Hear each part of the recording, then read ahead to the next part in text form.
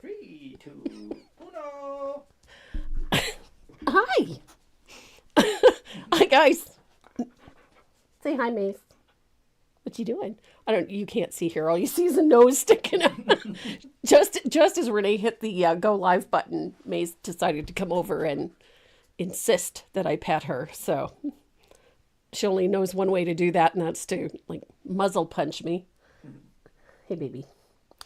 She's a sweetheart. I hope everybody's having a good Saturday. Ours is shaping up to be a beautiful one. The sun is shining, and it's actually not sub-zero.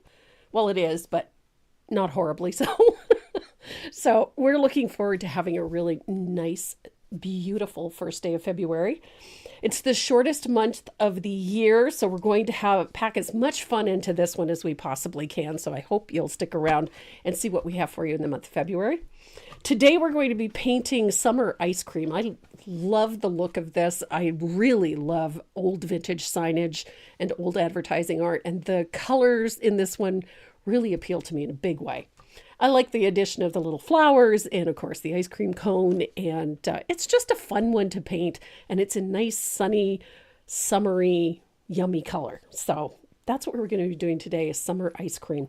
It's a fun one to paint. You don't need to have a ton of materials, which is really nice. So I know some of my projects can have quite a bit in them, but this one is actually pretty simple. So that is what we've got on the agenda for today. It's going to take us a little bit because we're going to work it right from the very start all the way to the very end, as we try to do with every project.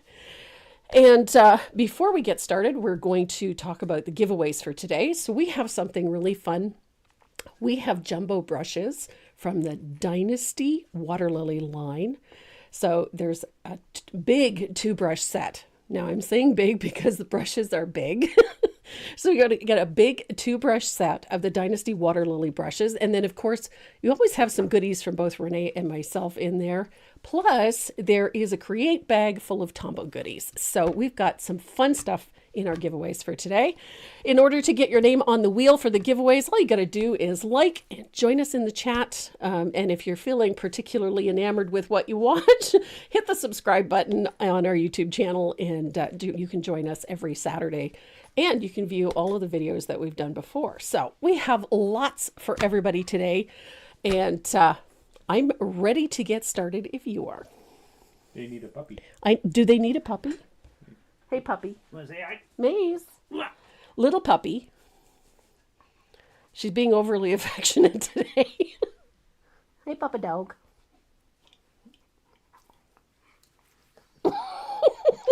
Bitey. She's bitey. Take her over a walk. Go blow some steam off. Hey, where you go? Yes, I know. I love you too. Ow. She's a mittful. Alrighty, so we're going to go top down. And we're going to get started on summer ice cream. I love this piece. And it looks really cool framed. I love the colors in it. I love that bright pink butterfly. We're going to have a lot of fun with this one. I popped mine into, this is an 11 by 14 frame, and it's got a nice little mat on it. Looks really great framed, but you could put this on almost anything. It would look really good on a box, I think. So this is what we're working on today, summer ice cream. Lots of fun. Oh, goodness.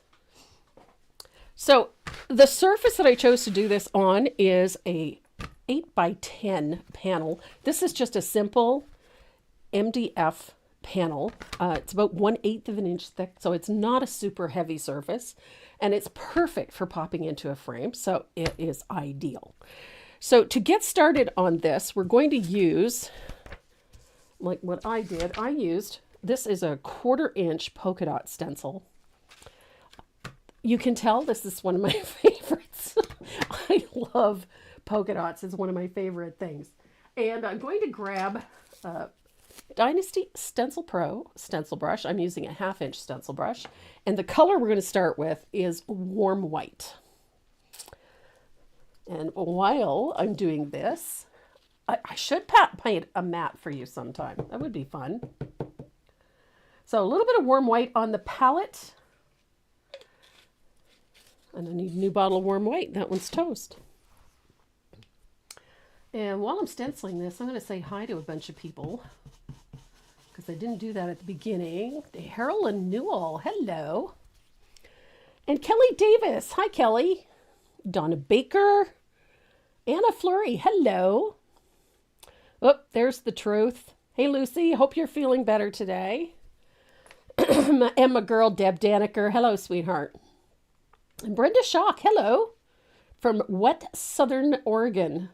Isn't it always wet in Oregon? That's like the West Coast, the Pacific Coast, Northwest, I guess. It's always moist. And Rosalie Williams, hello. You needed my inspiration today? Are you not feeling well? Sitting in bed for the last 3 weeks is wearing thin. Oh my goodness. Good heavens. Oh, that's right too. You injured your back. You poor dear. I know that feeling. Back pain is terrible. Back pain is terrible. I hope you heal up fast. Hi, Betty. It always amazes you how you can finish a project in just a couple of hours. You know what makes it easy? The fact that I've already done it 3 times. That's what makes it easy. So I usually do it anywhere from 2 to 3 times before I finally get the result that I want. So I've done it a few times. So I'm going to stencil this. I don't want this to be perfect or fully opaque. I kind of want them to have that, dry, imperfect, kind of worn look. And the stencil I'm using is M222. Oh, Miss Sandy's already there. You can use the 3/8 polka dot or the, which is the 23 or the 22. Depends. If you like bigger polka dots, go bigger. For a space this size, I prefer something a little bigger. 1/8 is a little too small. It looks very busy. I think the 3/8 would look awesome. Did I know that Stockade will be closing? Yes, I did. Lovely people at Stockade, but they are retiring. And so they know their store is closing. So take advantage of some of the sales that they've got going on over there, especially on Americana paint. And I will have links for you for other venues inside Canada where you can order Americana. Because there are actually quite a few that we're just not aware of. So I have been collecting links and I'll post that soon. Hello, Sandy. Sandy Hutton and my girl Sandy McTeer. Hello, sweetheart. Shelby Thomas, hello. Good to have you with us.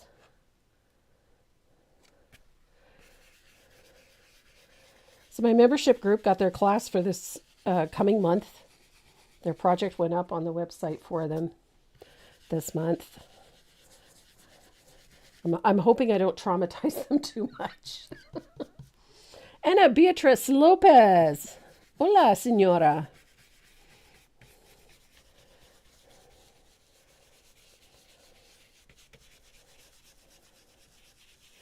Good to have you with us. Deanna Swindlehurst, hello. Are there paints that are made in Canada? Yes, there are. There's actually several really good brands. And I'll be including those as well in those links. There are TriArt makes a fabulous paint. There's all kinds of products that are available. If you haven't tried them, go and check out their website at triart.ca. They have a fabulous lineup of paints. Lots of great colors. So I'm covering this whole surface. You see, they're not fully opaque. They're not perfect. Marjorie, thank you. I'm glad you like the project for the group. I wanted something springy and bright with lots of fun technique in it, so we're going to have a good time with that one.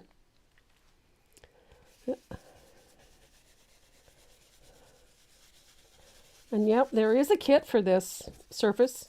I don't know who asked that. But yep, this project, there is a kit on the website. Comes with the surface and the stencils and the printed pattern. So everything is in there. We'll even put a stamp in for you. Postage stamp, that is. I'm thinking of the wrong project. There's no postage stamp in this one.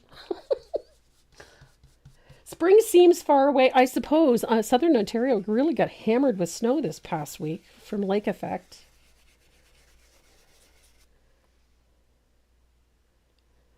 Dorothy Holgate, welcome, honey. Springy and bright is needed there. I agree. We have been getting snow for the last few days. Not a lot of it, but it's been cloudy and dreary and not very pretty outside. So I'm kind of happy to see all of this sunshine. And I missed a couple here.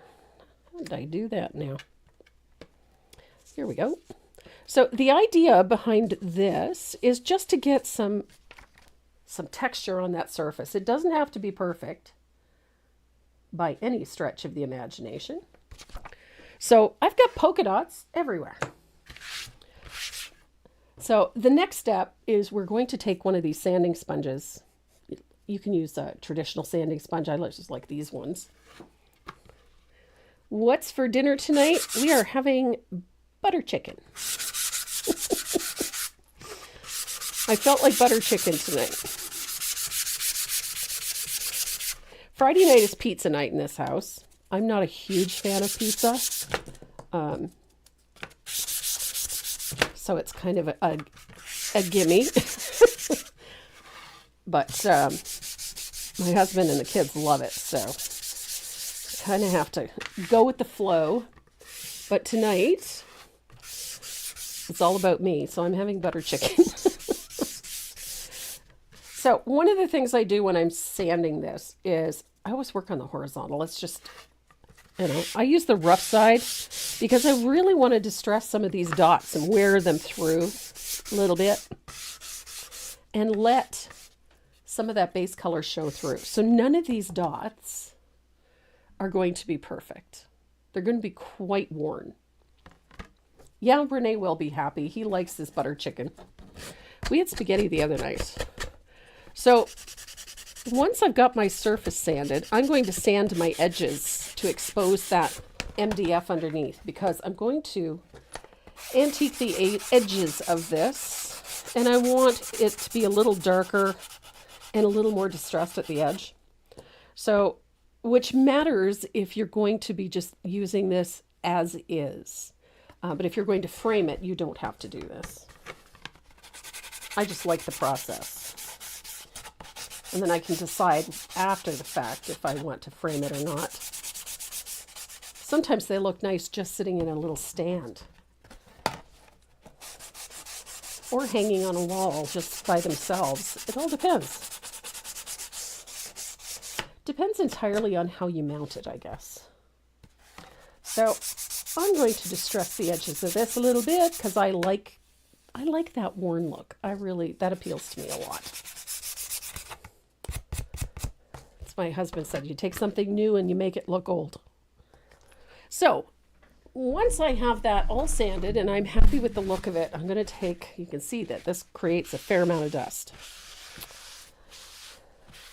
So I'm going to wipe that off. I'm going to take a little bit of water and just with the damp shop towel or paper towel just to wipe off the dust a little bit. Now, I completely forgot to tell you what the base color for this is. It's crystal blue. It's very similar to Bahama blue.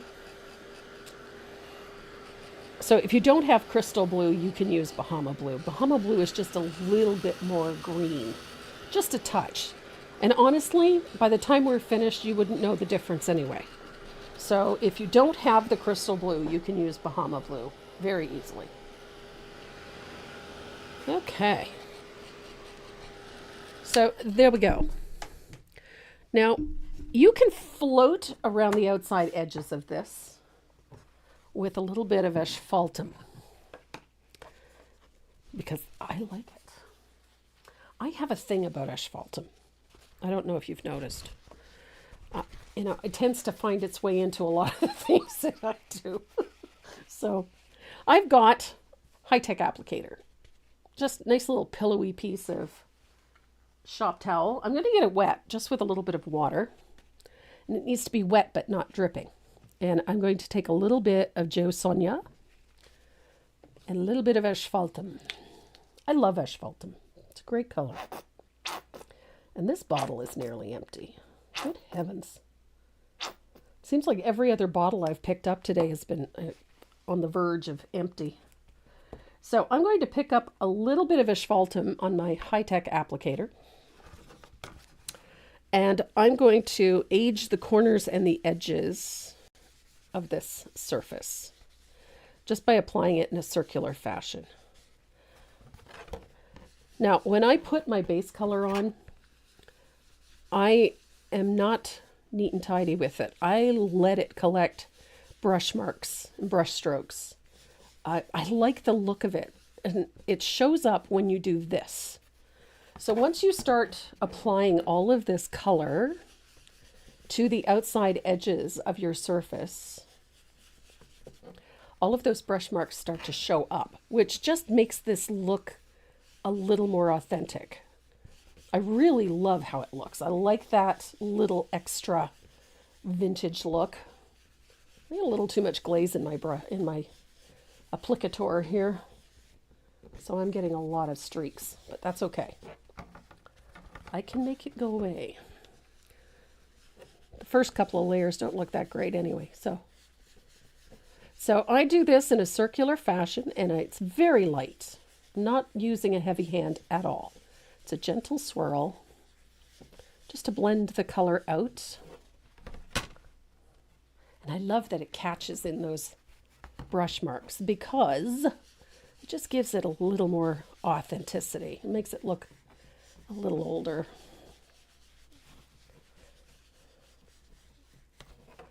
So you can see it's starting to build up at the edges.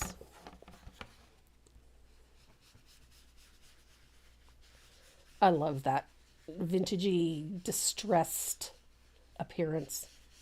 Works for me.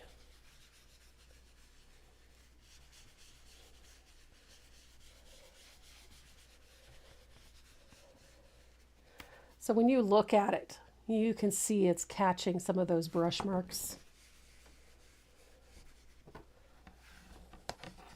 Now I'm going to dry this real quick, and then I'm going to repeat the process until I get a nice deep dark corner.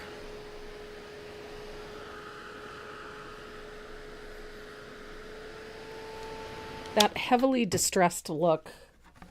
I think for some people don't like it. They just feel it looks dirty, which technically it is. And you don't have to do this part if you really don't want to. I mean, it is your piece. You can do it any way you like. But I'm a fan. I like my heavily antiqued and worn looking finishes.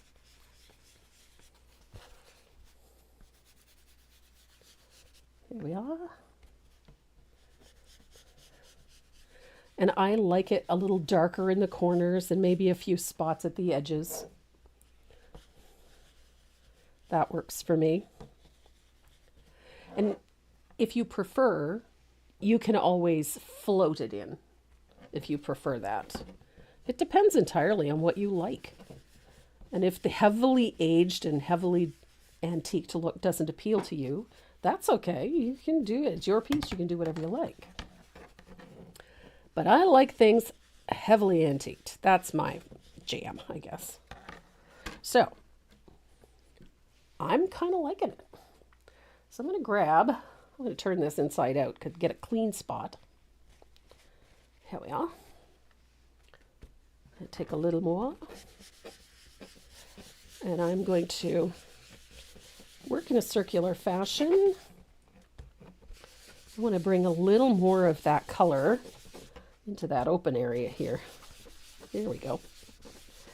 Because there's oodles of texture in this background. So now I'm going to rub a little bit to remove any excess and wear through some of that texture that I have in the background there.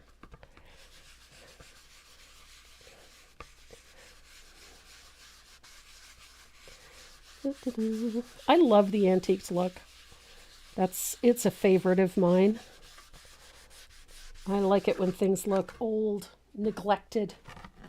I like it. So as I said, you can do as much or as little of this as you like. If you like a really dark edge like me, then you can continue this. Or if you prefer, you can float it. That works too.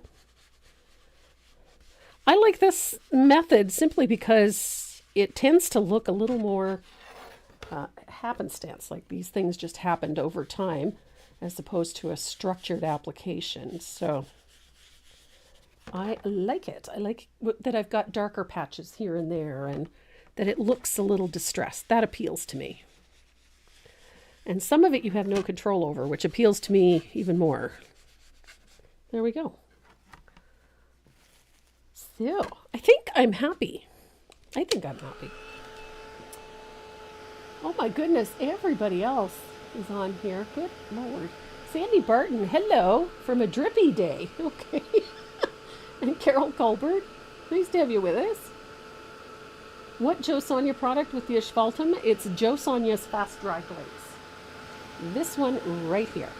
Fast Dry Glaze Medium. Love this stuff. So once you have your background done, you're ready to trace and transfer your line drawing on. I'm particularly fond of this font. It's called Playbill, which is a simple one. Really like this one. And we got this pretty butterfly. Pretty. I love the way the pink pops out on this. That pink tone. It really jumps off of this surface very nicely. So tracing and transferring on this one is pretty straightforward. So we're going to position it so that we know it's square to the surface. We don't want, to go on crooked. And then I'm going to tape the line drawing down in 2 places. I would like to, that way it doesn't shift or buckle. And see, et voila. So I'm going to, paint's still a little bit damp, so I'm going to give that a second.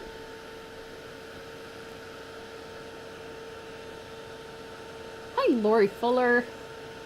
And Avis Randall. Hello, Avis. And Tara Ellis. Hello. And Dawn Paksowski. Hello, Dawn. And Lori Vitameyer. Nice to have you with us. Happy Saturday, Linda. Oh, no.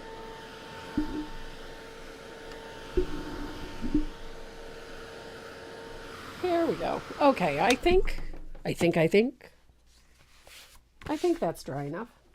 So I'm going to use a white graphite, maybe. Yep, white should do. You can use gray too. I think I'll switch to gray. That one I think is too light. That'll do.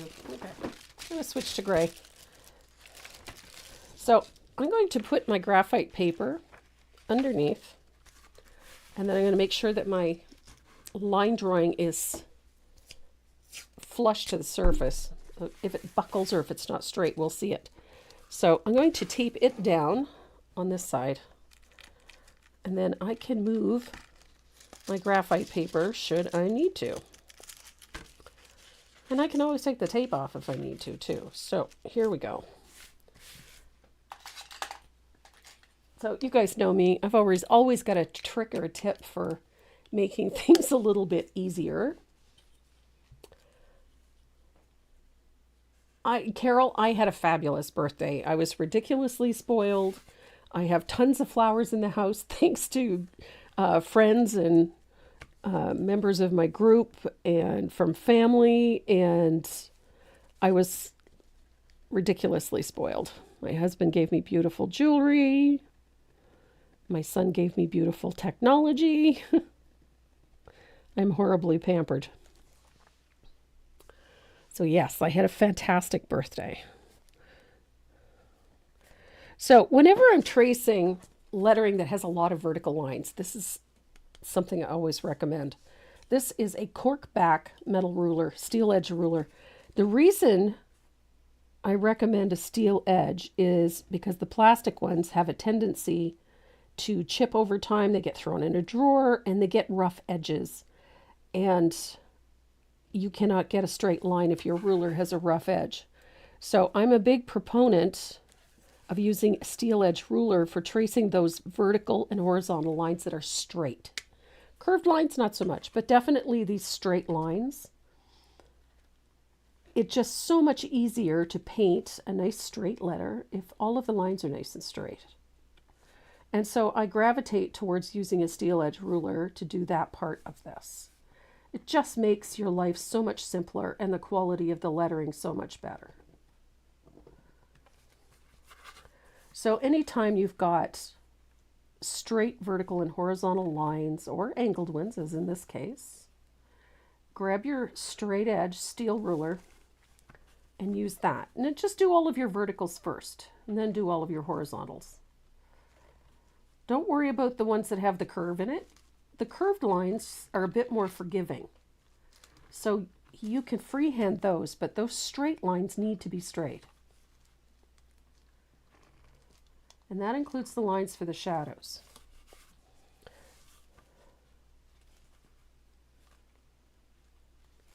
And it makes a world of difference to the end result.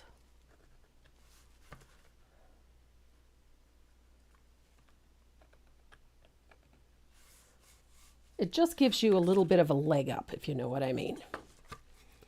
So things look good and straight. And then you can freehand those curves. I'm going to use my red one instead. That would be helpful. Oops, grabbed the wrong one. So when you're tracing all of those fine lines, you can see what you're doing. Curved lines are a bit more forgiving. If a straight line ends up crooked, it makes it very difficult to paint a straight line on a crooked one.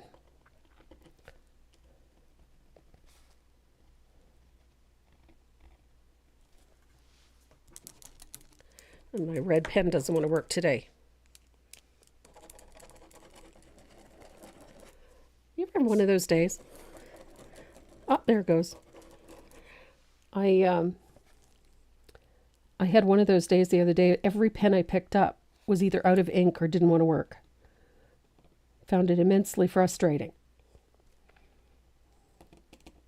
And I like using these ultra fine tip pens because you get a nice fine line. You're not having to fight against it. There's nothing more frustrating.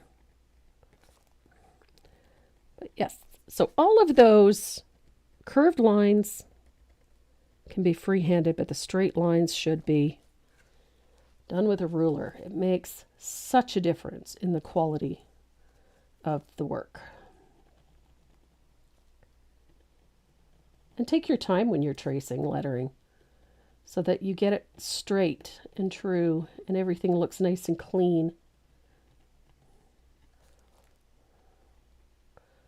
I don't know, we're always in such a hurry a lot of the time. So it's nice to be able to just sit back. Yes, Donna, my husband and my son, everybody spoiled me horribly. The tablet is flippin' amazing.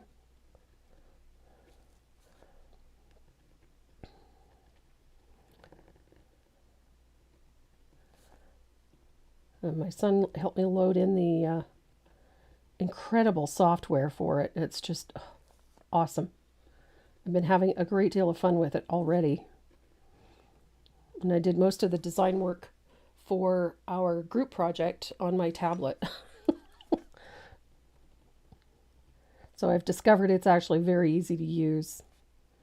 And I'm still locating and figuring things out, but it works so beautifully.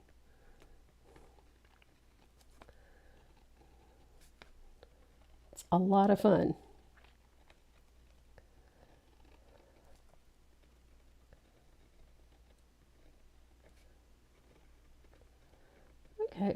flowers there.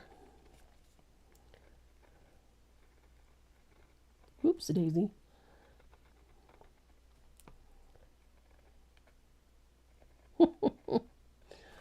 Whew. The ring is, even though I posted the photo of it, the ring, the stone is called a Montana sapphire. It's literally a peacock teal color. It is just the most extraordinary color. And the photograph does not do it justice, I can tell you. It's just gorgeous. And yes, I'm horribly spoiled.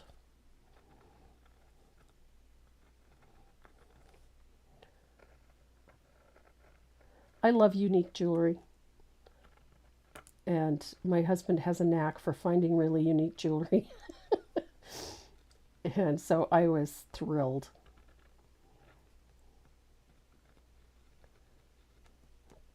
We have a local jewelry store here called What on Earth.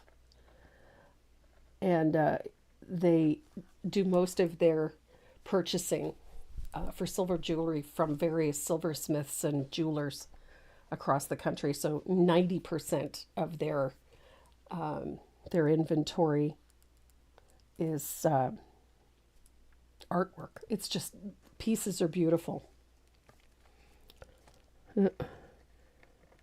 It's such a unique color. It's more green than blue, and it's just the most extraordinary color. And it's a beautiful stone. It's just absolutely gorgeous. So I'm on to tracing these flowers, get the lettering done. I don't worry about all of the minutiae, the little details, because a lot of those go in afterwards. But these flowers are very loose. Don't worry about making them perfect, because they're not perfect. They're not intended to be perfect. They are, however, intended to be fun, which they are. They're easy to paint. And I love that when you paint them, there's very little detailing to do to them because of the way they're painted. So they're just fun and easy and very loose and light. And I use that type of flower a lot in some of these. I had never heard of one before either. And then I had to look it up because it was just such a gorgeous stone. So I was very impressed.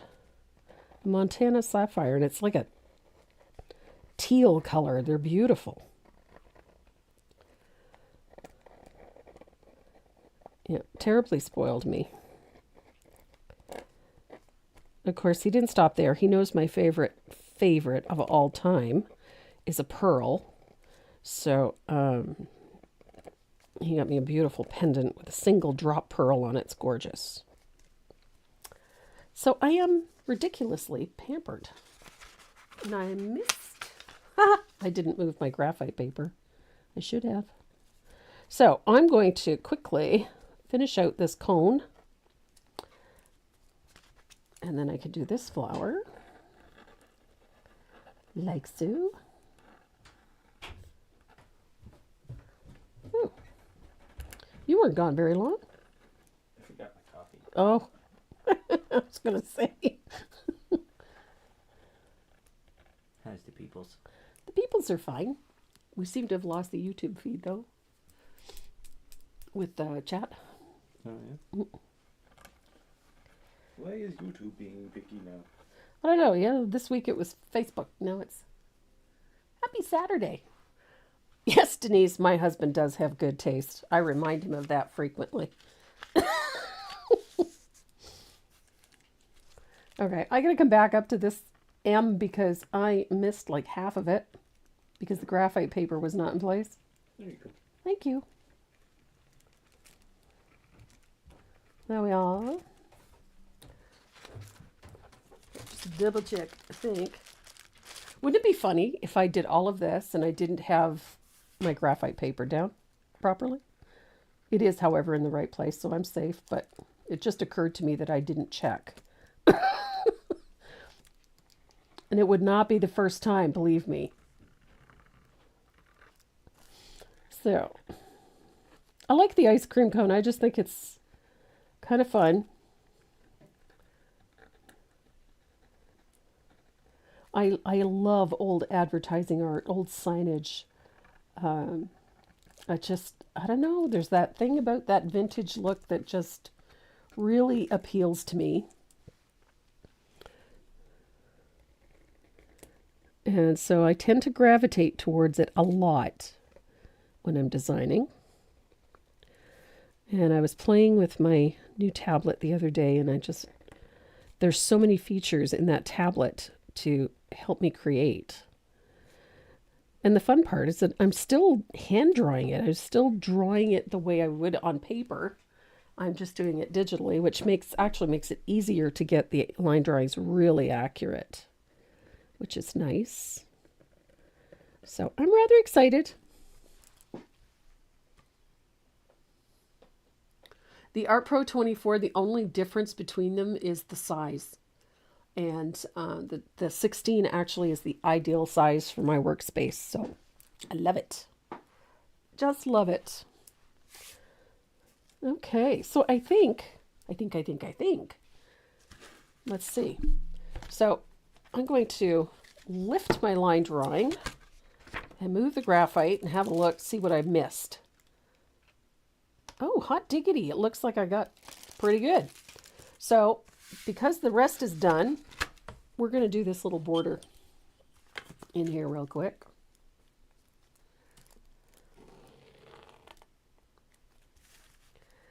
And again, the same thing applies. You can use the ruler to get those nice straight edges and then freehand those rounded areas because they're a lot more forgiving. But I really like to have my graphite paper seated well before I do this. There we go. Otherwise, I'm tracing it for nothing. So, steel edge ruler, nice straight edges, nice straight lines.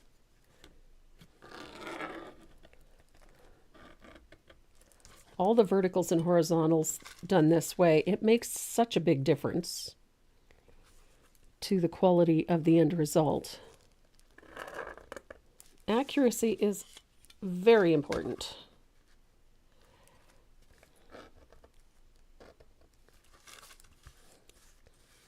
Da, da, da.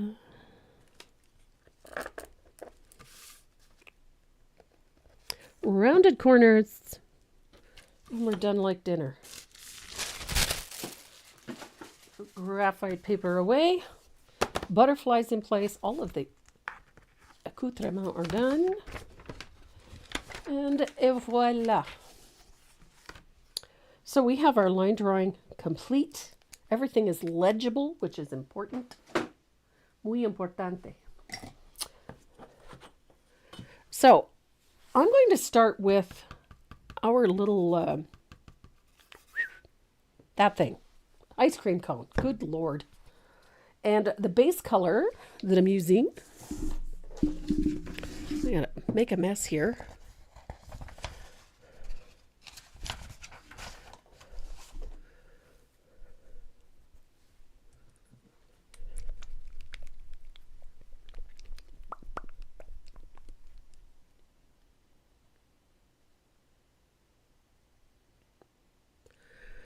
So our base coat is salted caramel. That's not the right one. Here we go. Salted caramel. You ever have one of those moments where you just completely blank? That's exactly what happened to me just now. I had one of those moments going, what color did I use? I had to actually read it. Couldn't remember. What is this?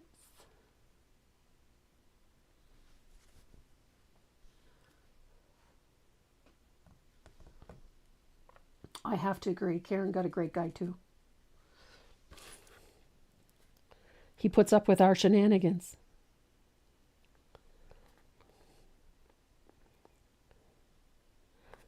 And just so you know, apparently I am the bad influence in that part. That's okay. I'm used to it and I'm good with it. So you can put a coat of warm white down. I'm just going to save a little bit of time here. And then the cone gets base coated with salted caramel. I love this color.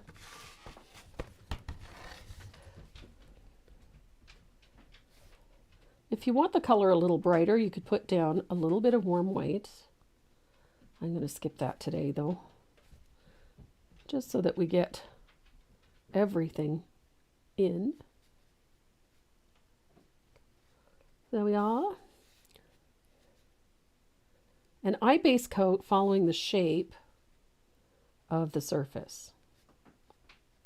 Comme ça. So, and I'm going to dry that and then quickly recoat it.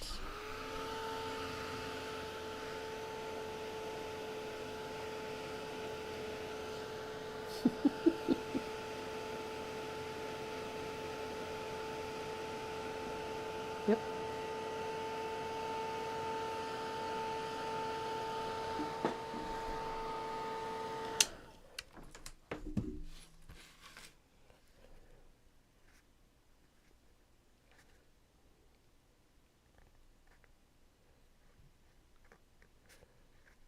Like Karen, we both met our husbands the same year. So Charles and I have been together for 45 years this year as well.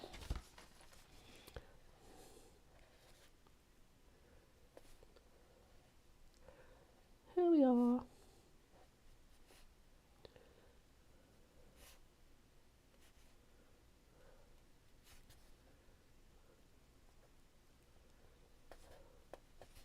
So there, I've got 2 light coats of salted caramel on my surface, on my cone.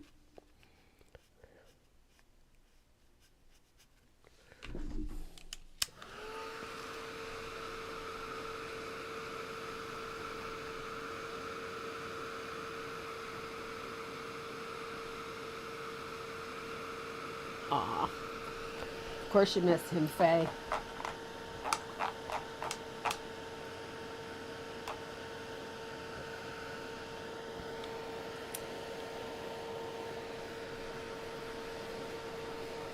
Here we go. So our cone is going to get some stenciling. We're going to be using this one. This is an M231, which is the 1/4-inch waffle stencil.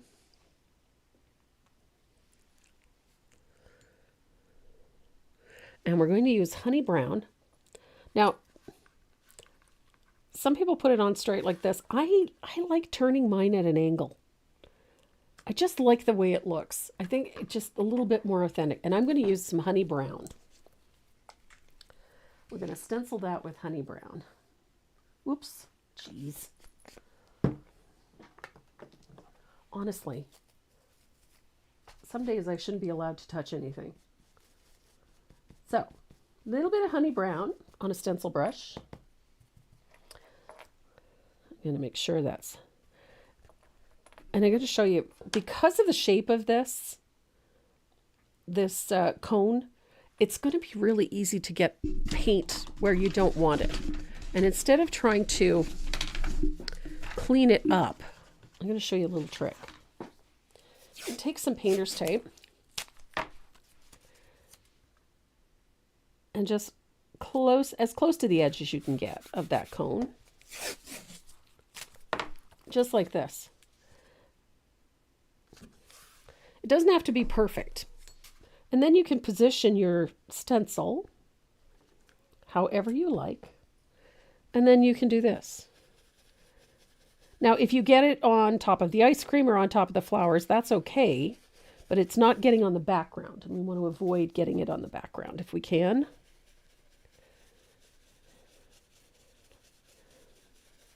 So there we go. I've got honey brown over top of the salted caramel. And then we're going to take a little bit of asphaltum. And we're going to just a little bit of this on each of those squares. You're not covering the whole square, just a little bit, like one corner to the right. Just a little.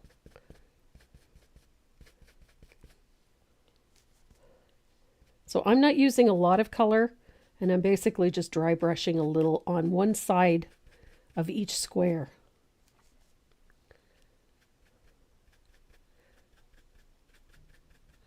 And it kind of acts like a little bit of a shadow. There we go.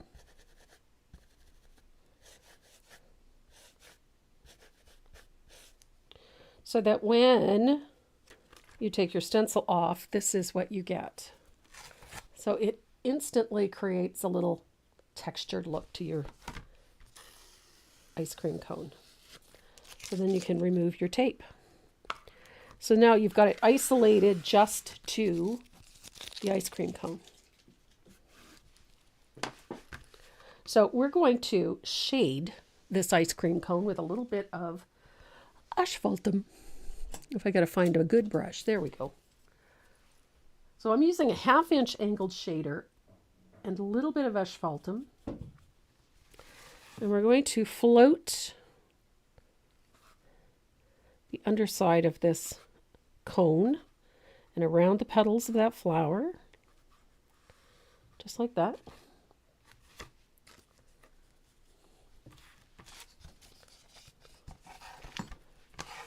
And we're going to come underneath the ice cream as well. Nice dark float.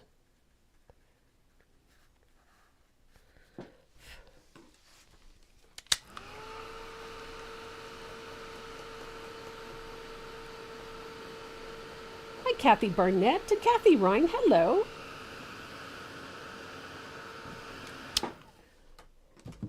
Robin R. Hello.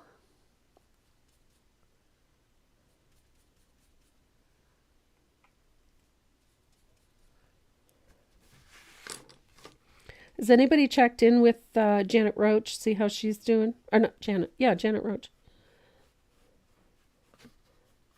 One of our members lost her dad this week.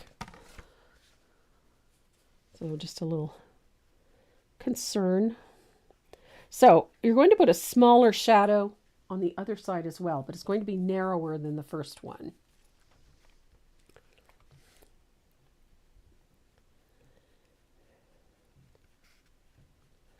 Just like that.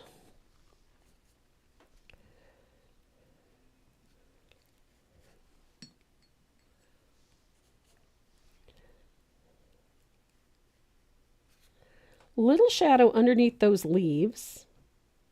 Like that. Just a little one. Doesn't need to be much. But you do need to have a little shadow there just to give them a little extra depth. So we've got our cone. I'm going to dry that, and then we're going to put a highlight. Oh, good. Good to hear. Hi, Janet Benoit. Hello. And Lynn H. Hello, sweetheart. Oh, I'm so glad that he's doing better, Karen. Moving up.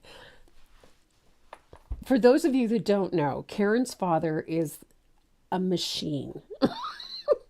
I swear to God, he's a machine. He's going to be 100 this year and is still doing things like building decks and gazebos and moving furniture. And he is a force to be reckoned with and an absolute delight. So we're going to add a dry brushed highlight to the front of our cone. I'm going to do that with, I'm going to use, if I can find my dry brush. Ah, there it is. Okay. So the one I'm using is actually a DecoArt Traditions brush. I like these. And they're made by Dynasty. These are fabulous. This one is, if you look at it closely, it looks just like the faux squirrel. And it's a little stiffer. It's a really nice brush. So we're going to use a little bit of warm whites on my brush. And we're going to scumble that, which just means roll it around on the palette, until I get almost dry.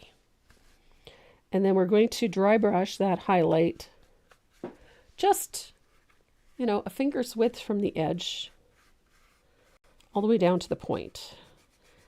What I love about this brush is it's very soft, so it gives you nice soft highlights, just like that.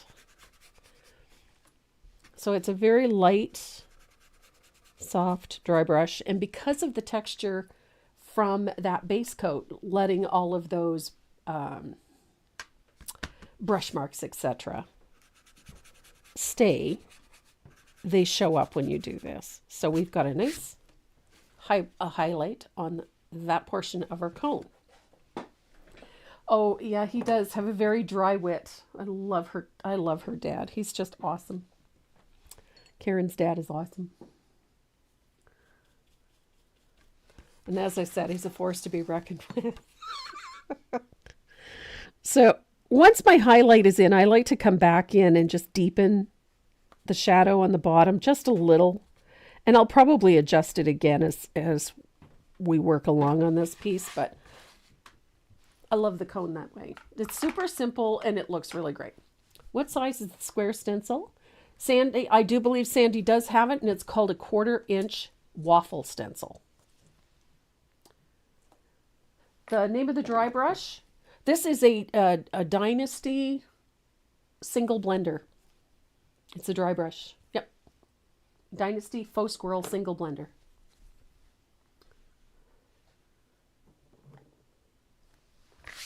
I love them. So we have ice cream. Now I was looking for a really good color for chocolate ice cream, and I found one.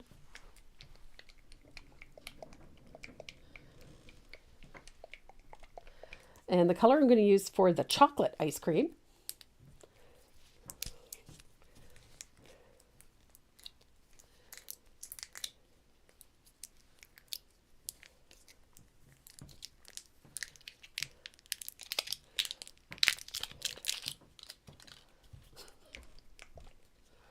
is espresso. Oh, okay. I'm gonna have to. Oh goodness, I'm a disaster today, honestly. Okay, so I've got a little bit of espresso. You can tell this is an older bottle, but it's a great brown. It's a nice rich brown, and it's ideal for chocolate ice cream. Now you don't have to put it where I put it. If you want to put this in a different order, feel free. But I'm kind of fond of having it right here. I think for me, it's just that it balances this nicely. So we got chocolate. I went with a Neapolitan. I mean, you could leave it all one color. If you prefer strawberry, do strawberry. If you like chocolate, do the whole thing chocolate. I mean, that's entirely up to you. My favorite ice cream is vanilla, so that explains why the big blob at the top is all vanilla. Chocolate ice cream is good too, but I like my good French vanilla ice cream. So, espresso.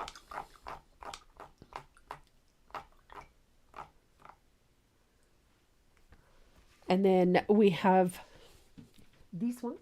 This is cotton candy. It's a nice base for strawberry ice cream. So I've got cotton candy. Great color. Cotton candy is just such a great color. It's nicely opaque, covers pretty well. It'll take a couple of coats, but that's okay. I don't mind. A couple of coats is okay.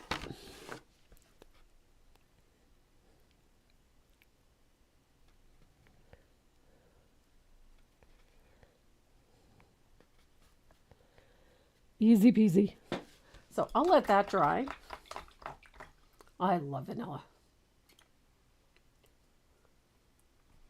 Vanilla ice cream is the awesomest.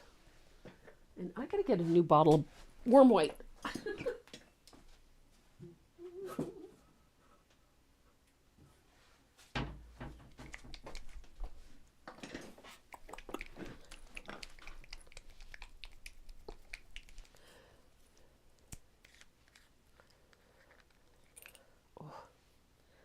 Warm white.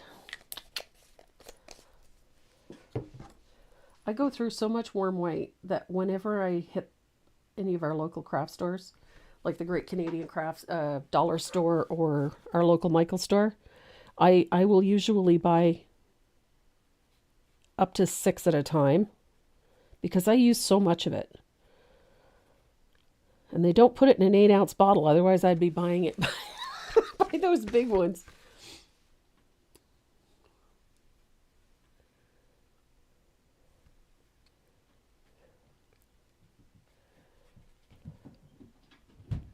Oh, and Karen's dad, by the way, is quite the storyteller. He's very funny. And he's deadpan. The man can say things with a straight face and just, you'll die. He's so funny. I adore her dad. He's just one of the best people. So I've got warm white. I'm going to dry this real quick. And you might notice that I'm just sort of slapping paint on. I'm letting some of that texture stay there.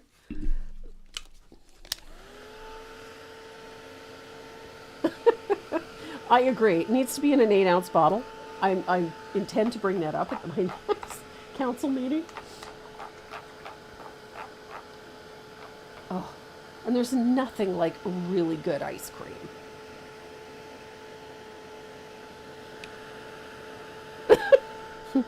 I go through a ridiculous amount of warm white because I use it. I don't think there's anything I'd paint. It's like asphaltum, warm white and asphaltum. I go through those two colors like crazy. If I order paint from Decor, I usually order 6 to 12 asphaltum and about the same for warm white because I use it constantly. So I'm going to put one more coat of cotton candy on there and probably one more coat of warm white just to make sure everything is nice and opaque.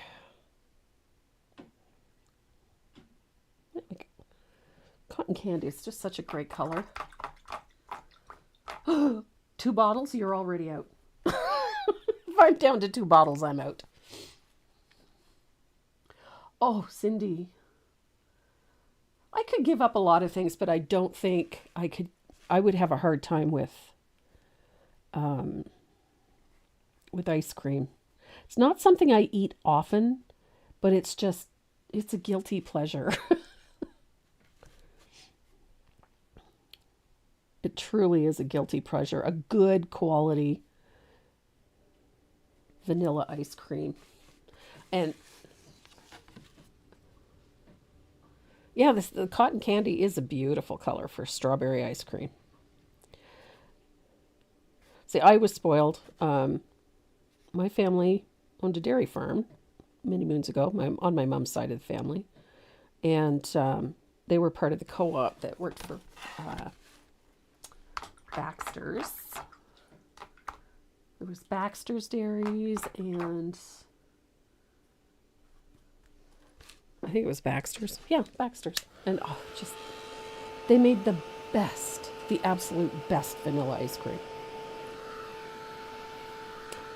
Here we go. So nice and dry. Look at that. So our ice cream, the vanilla is going to get floated with a little bit of asphaltum, heavily thinned. So we're going to use a little bit of asphaltum for our vanilla ice cream.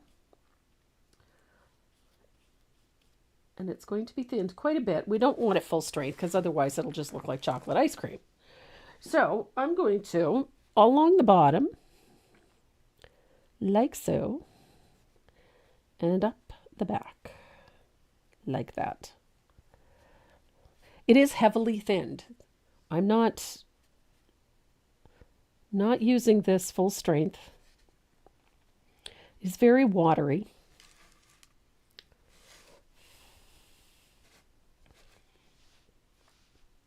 And then our chocolate down here, we're going to use a little bit of asphaltum. I love asphaltum. And we're going to shade with the asphaltum, but we're not going to thin it much. We're going to use it almost full strength because we're working on a dark brown. So a little bit there. And up underneath all that vanilla, we're going to float with asphaltum. It needs a nice dark shadow up there.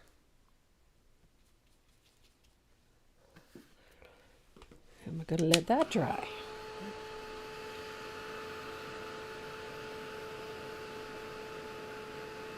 Have a great day, Roxy.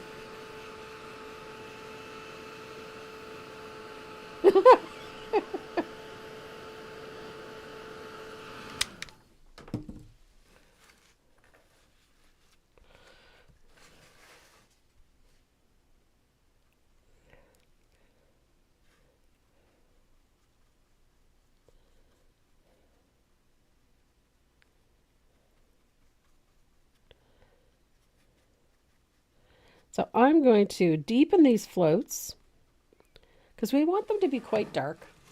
Look at that. Starting to look like ice cream.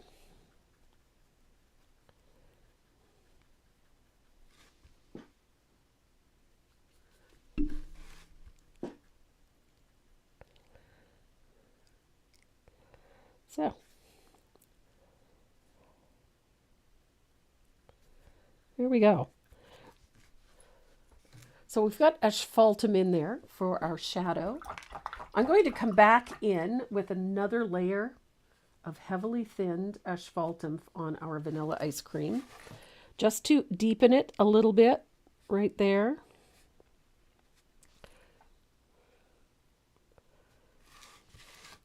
And I want to bring a little on this side, but just a little and quite narrow. And I want to float along the bottom so that you have an open area there that is more white. I've got a line here I want to get rid of. There we go.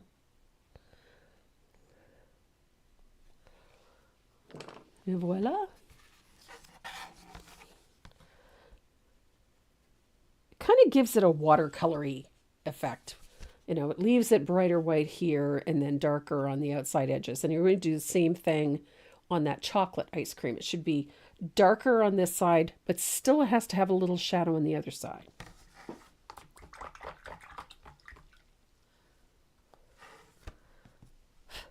Now the strawberry ice cream, I'm using a color called Wild Berry. I really like this color. It is kind of strange. It's not really a pink per se, but it has a very fruity look to it. I love it. It just is such a great color. And that's what we're going to use to shade this. That's strawberry ice cream. And again, I'm thinning this color out quite a bit. I don't want to use it full strength. I'd rather put layers of it on to get where I want to be. And I'm going to shade this side and up underneath our vanilla, like so.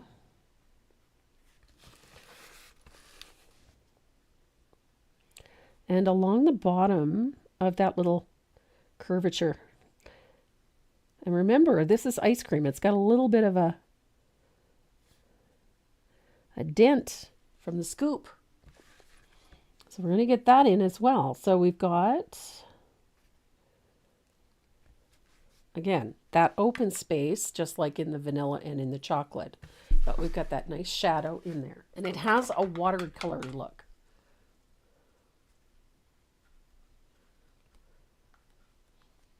That appeals to me a lot. So I'm going to dry this. And then you can decide if you want it a little stronger. I think I want this one a little stronger. So I'm going to bring in a little bit more of that berry, that wild berry. I just love this tone. And I'm just going to let it sort of soften up on its own. I'd like that more muted look. Okay.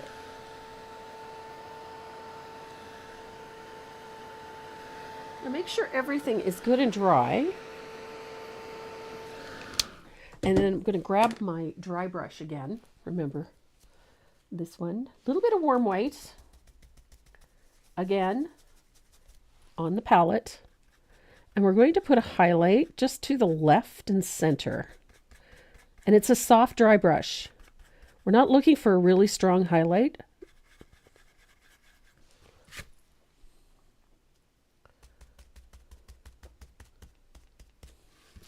And I'm going to do the same thing to the chocolate.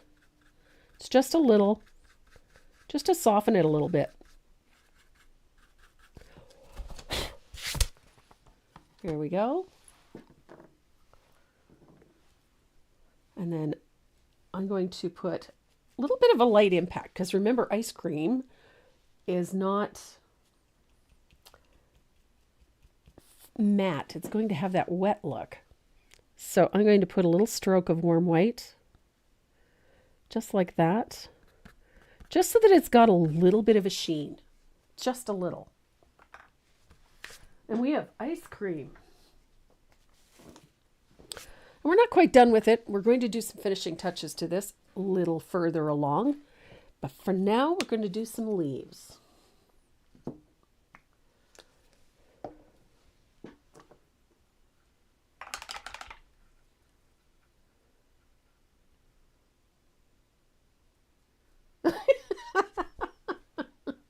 Pralines and cream, Lori.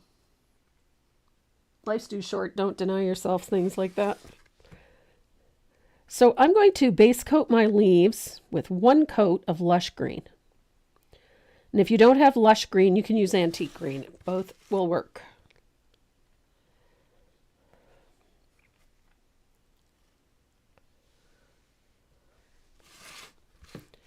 So we're going to base coat all of these leaves.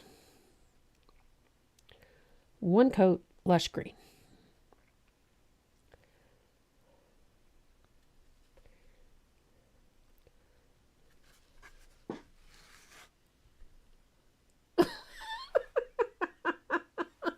Hi, Marjorie. Good afternoon, Corinna. How are you today?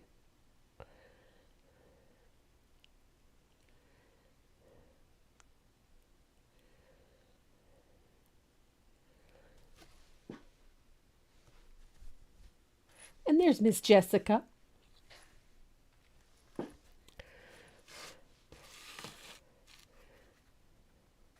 And I was going to tell you guys, if you missed it, the recipe for my lip balm is up on my website in the recipe section. And I also put up the recipe for my vegetable soup. So that's up there too. Just letting you know.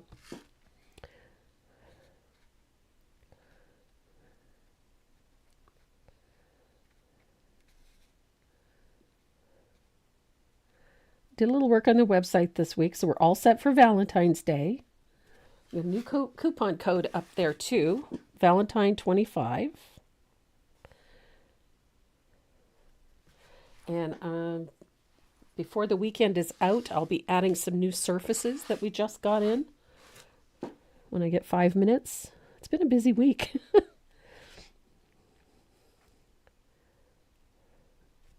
Has been a very busy week. So I'll get these leaves in, and voila. And I still got one up here. I had a few more recipes I've been meaning to add, so I'm getting to those slowly but surely.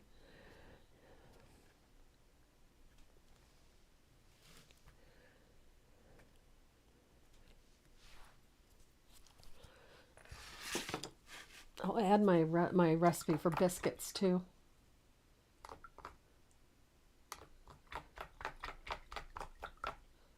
Now they're talking about attachments for a KitchenAid to make ice cream. Yeah,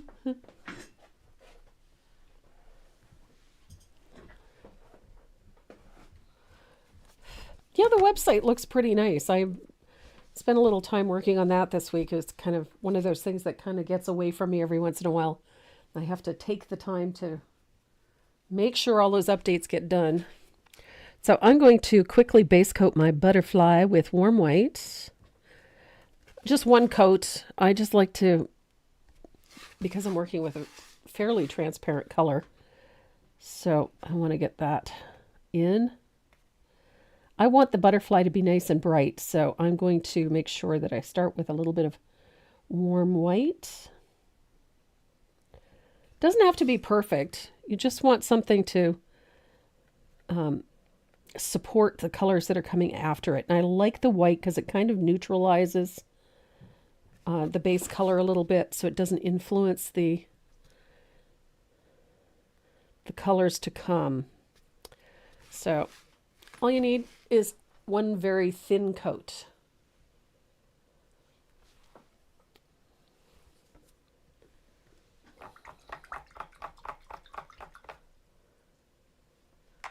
So I'm going to dry this real quick.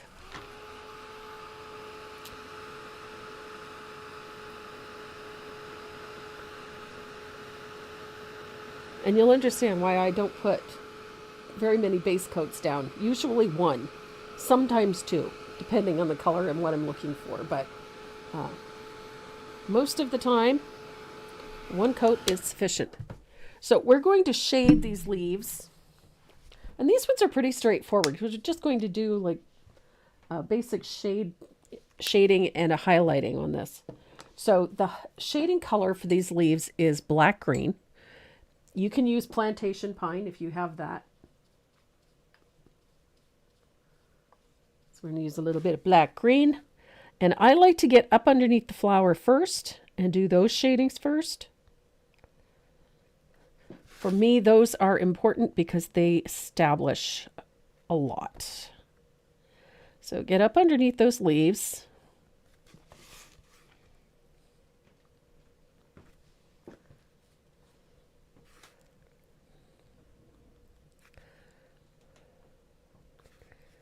And the shading at the base of each of those small leaves where they join the stem is a little U-shaped float. Doesn't have to be fancy, but it's just a little U-shaped float.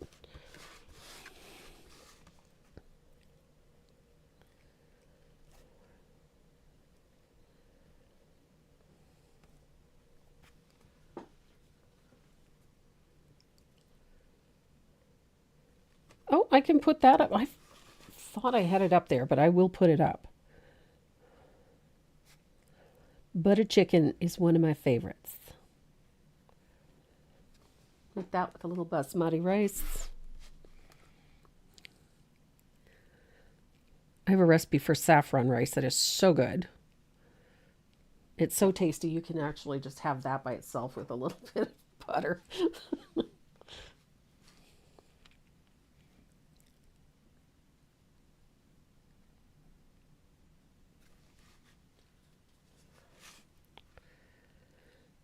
And this week I made baked beans à la Braillon, which is a Braillon recipe for baked beans that is quite good. And it's common here when they make Braillon style beans to use a whole partridge. So you can use a whole partridge in it, or you can use chicken or whatever. Any kind of poultry that you like. I've had it with duck too, but it's, yeah.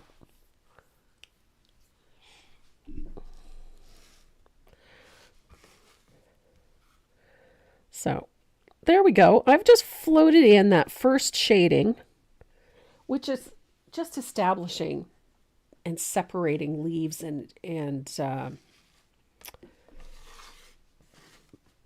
giving them a little depth away from the flowers. So it doesn't take much to make this work. So we've got all of that first shading done. And the second part is to do that center vein. And this is what really gives the leaves their shape. So when you do that center vein, how you curve it is what makes the difference. It will decide which direction the leaf is bending. So I wanted this one to bend that way, and I want this one to bend the other way. And so the curve goes in the other direction. So we have the leaves, one curves this way, and one curves that way, and that's what you get. So this curve, and this one goes the other way. So they're opposite of each other. One curls away like that.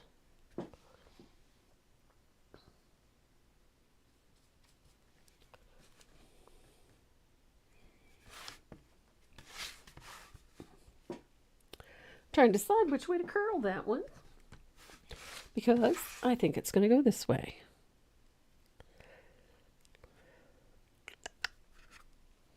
Et voila. There.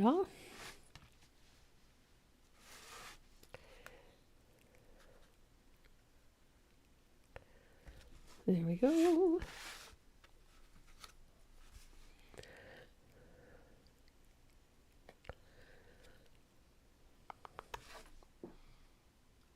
Just making sure I get all of the leaves.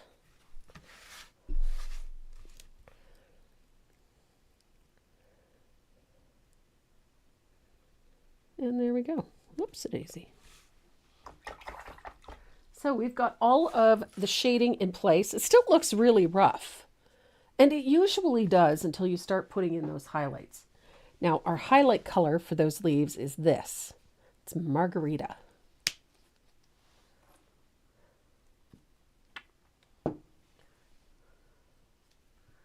So, now the Margarita, again, you're not going to use it full strength. Blend it out a little bit so that you get nice transitions. And then that highlight down the center vein, it's going to look a little watery.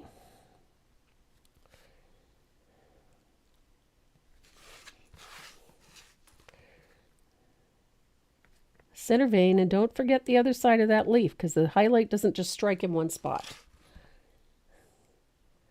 You're going to get nice robust highlights. They need to be on both sides of the leaf, like so. I like this more watery highlight. Having a little more water in the brush, the highlights tend to be a little softer. They don't look so harsh.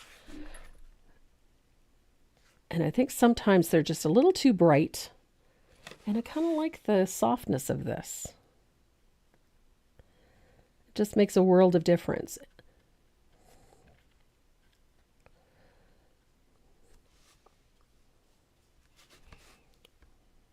And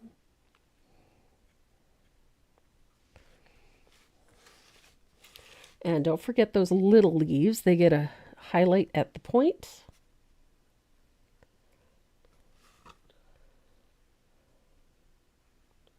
Just makes for such a pretty little leaf. Little delicate, not overly bright, and a little soft. And I like the softer look on this type of artwork, on this advertising art. I just think it suits the age of it and that more vintage appearance. Kay's got it. You scream. I scream, you scream, we all scream for ice cream.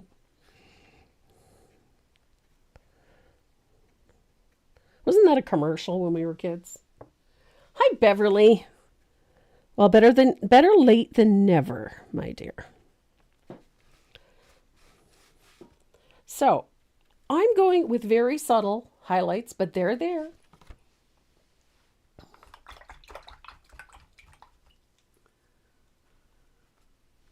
So I'm going to dry this, and then we can come in and clean up some of the center veins if they need it, make them a little deeper. And I like doing that with a smaller angled shader, usually a 3/8. If you're more comfortable using an even smaller one, then by all means, but I think a 3/8 is just the ideal size for this. So all it is just cleaning up little shadows.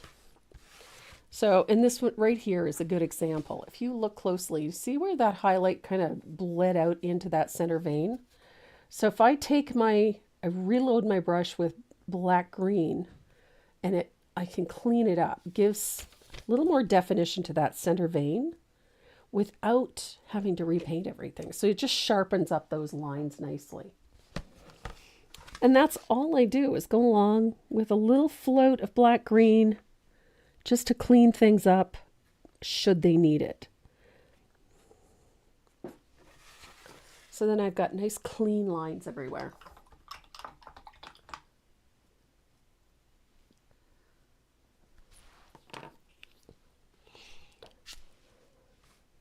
So our next step, we have a lot of detailing I'm going to do to those leaves, but we'll do that after we do the flowers. We're going to start with a little bit of warm white, and I'm going to use a number 5 round. I love this brush. This one is a black gold, a number 5. And you're going to pick up warm white, and I like to have a fairly good amount of Jo Sonja's in the brush. I don't want the paint super runny, but I want it to come off the brush smoothly. So each of these flowers has 5 petals, and each of those petals is done with 3 strokes. So pretty straightforward. So this is how simple they are to paint. Now this flower is over top of the ice cream, so watch this. We're going to put 1 stroke like that. It's a comma stroke. 1 like that, and then 1 in the middle. So each one of those petals gets the same treatment. And just pull them back towards the center. Let them overlap. 1, 2, 3. 1, 2, 3. So we've got number 1 flower. And these are such a simple flower, but they're very effective. 1, 2, 3. Now there's some petals in behind our cone, and we'll handle those in a sec.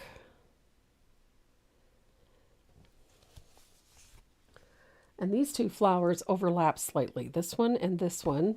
I'm going to do this one first. 1, 2, 3. So that when we come back over and we paint this one, we can go right over that one. Now we've got a petal under here, and I want to keep that 3-stroke thing alive, but I'm going to try and keep it as neat as I can. So it's just 3 short strokes so that we have the same lines coming toward the center, but it's abbreviated, so we don't have to worry about overlapping the other flower. So this petal overlaps the first one, like so. So when we come in and shade, we're going to shade underneath this flower here.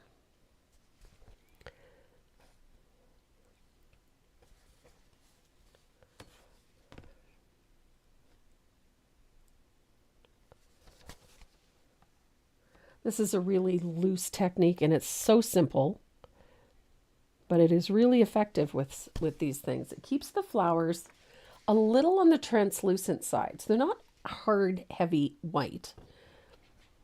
So it keeps things looking a little lighter. And it gives the flowers a nice texture. So then we've got one back here. 1, 2, 3.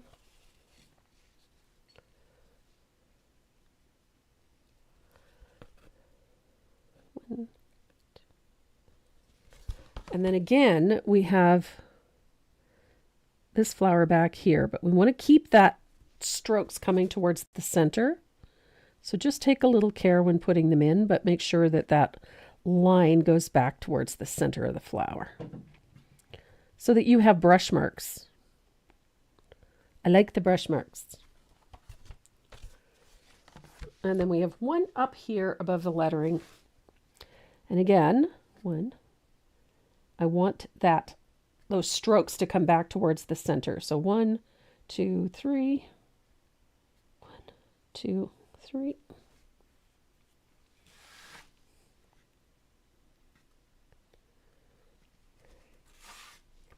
Easy peasy.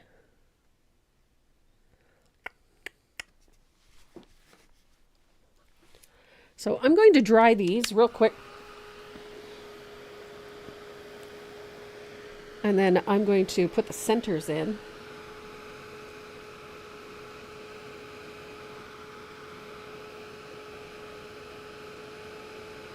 What brush am I using? Linda, I'm using a number 5 round. It's a black gold. Hillside Beach, Manitoba.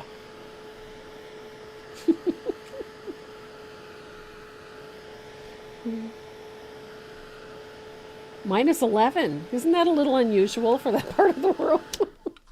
It's about the same temperature here in New Brunswick today. So for the centers of these flowers, I'm going to use a little bit of warm white as well, just to quickly stipple in a center, like so. Because we're going to put some baby duck in there, and I just want to have a little white down, like so.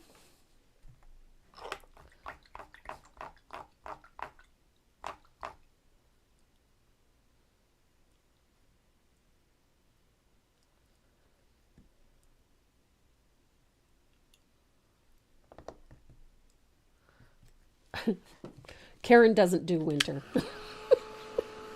I love winter. I love the snow. There we go. Make sure these are good and dry. Now we're going to do the centers of these flowers with a little bit of baby duck.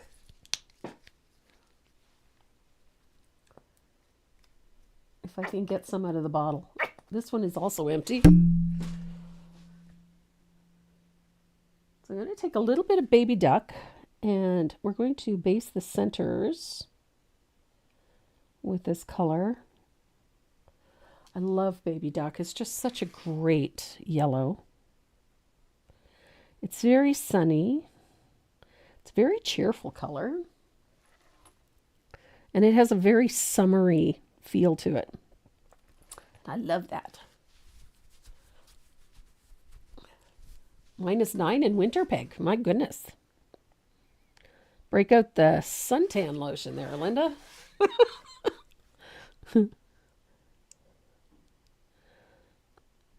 When it would hit -9 in Winnipeg, I used to get nervous because that usually meant that we were in for a blast of really cold weather right afterwards. And I've seen it really cold in Winnipeg.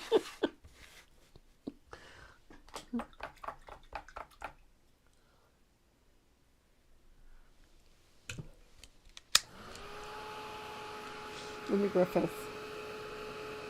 Oh my goodness. Yeah, from 11 degrees to -19. We did something similar out here. Hi, Elizabeth.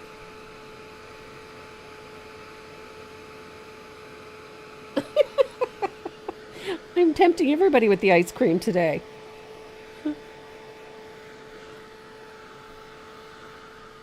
For me, this is just such a fun piece because of all of the bright colors. I love it.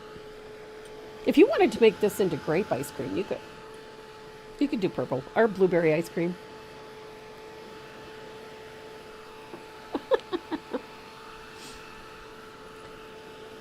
Ooh, Carrie, are you okay? Oh no. Aw. She lost her fur babies. I'm so sorry. Speaking of fur babies, Renee and I will be, next weekend, we'll be going out to take care of our shopping for our local shelter. And for those of you that won a finished piece in the 12 Days of Christmas event, those pieces should be going out in the next few days because we finally got the right boxes to ship everything. We ordered boxes and they were too small. So now I had to wait for another shipment of boxes. So we finally got the right ones.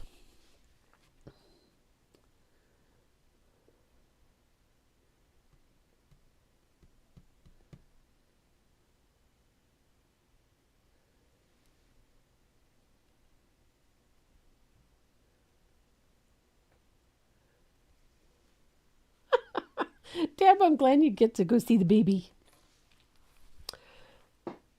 Okay, so while I've got it on the palette here, I'm going to use a little bit of that cotton candy to base coat our butterfly.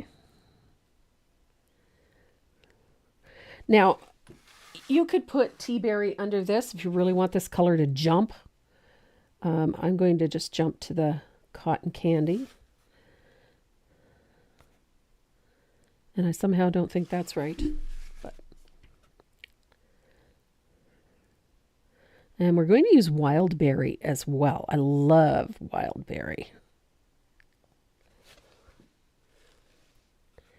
But this has to reflect our strawberry ice cream.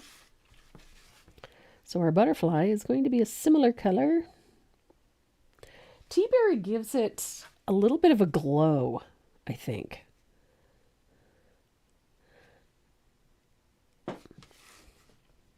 I'm a firm believer that the colors you put underneath other colors make a world of difference.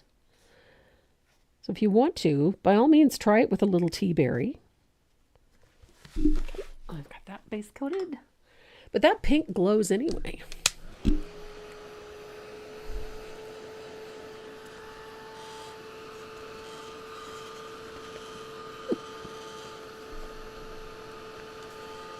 No, I did it right. Cotton candy. I'm telling you, I'm brain dead today. Aww. I always feel sad when you guys lose your fur babies. Our gizmo is really starting to slow down a little bit.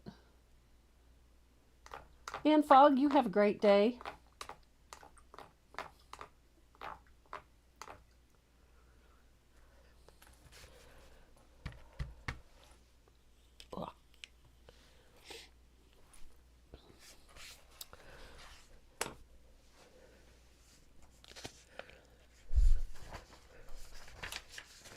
Good Lord.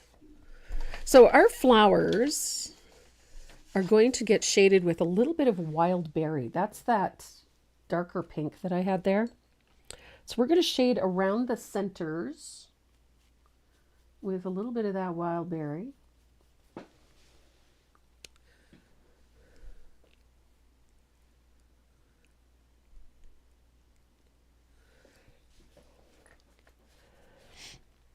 So here we go. Now, just like I usually do on most flowers, I like to put a sort of a U-shaped float toward the base of the leaf, or the base of the petal, close to the center.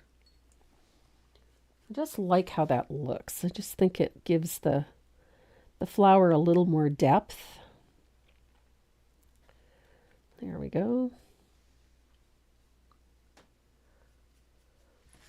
And I like to blend that color out a little bit on my palette because I don't want it full strength. It needs to be a little softer. If it's full strength, it's very overpowering. So I blend it out.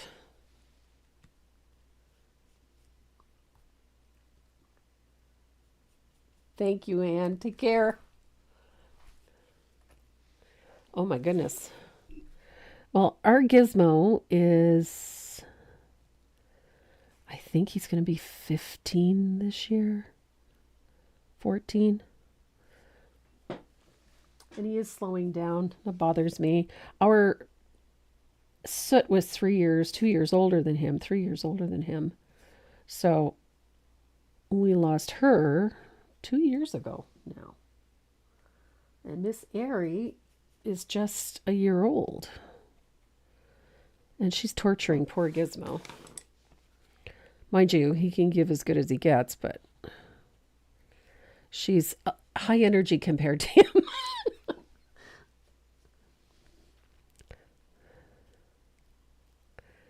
So remember, these two flowers here overlap each other. So I'm going to bring a little of that wild berry up underneath that other petal. See, right there. And it lifts this one forward a little bit. And this little bit here overlaps slightly as well. So I just want everything to have the depth it needs. There we go. And we've got this one that is tucked underneath that ice cream cone. And I want that little float. I like this little blush of pink in the petals. Doesn't have to be strong, but it needs to have that little bit in there.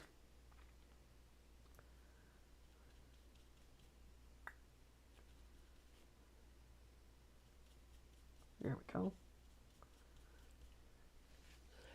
Judy Titman, hello from Reno. Hello.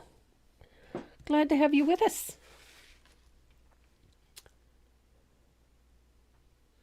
Aw.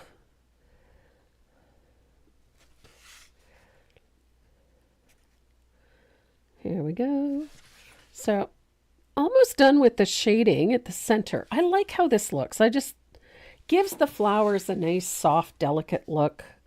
Also gives it a little more depth because there's a shadow that leans and drives the eye towards the center of the flower. And it makes things stand up nicely.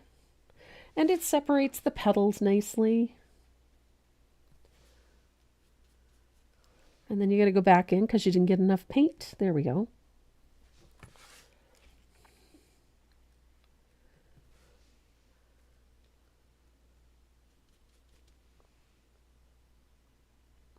I'm a big fan of tea berry. I love that color.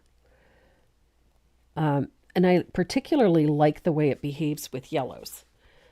It does wonderful things for yellows. It takes on a nice fiery orange without being overbearing. So it makes a great shading color. There we go. Especially if you want to get a nice vivid center. If you really want to wake it up. Now you can do the same with the wild berry over top of yellow. It'll give you a nice tone, orangey tone as well. It is a red. So if you put red and yellow over top of each other, you're going to get a nice orange. So if you don't have tea berry, you can use wild berry. And if you're really hard pressed, just pick out a nice bright orange, like, you know, orange flame or something like that. Oh, you know, Karen knew soot very well.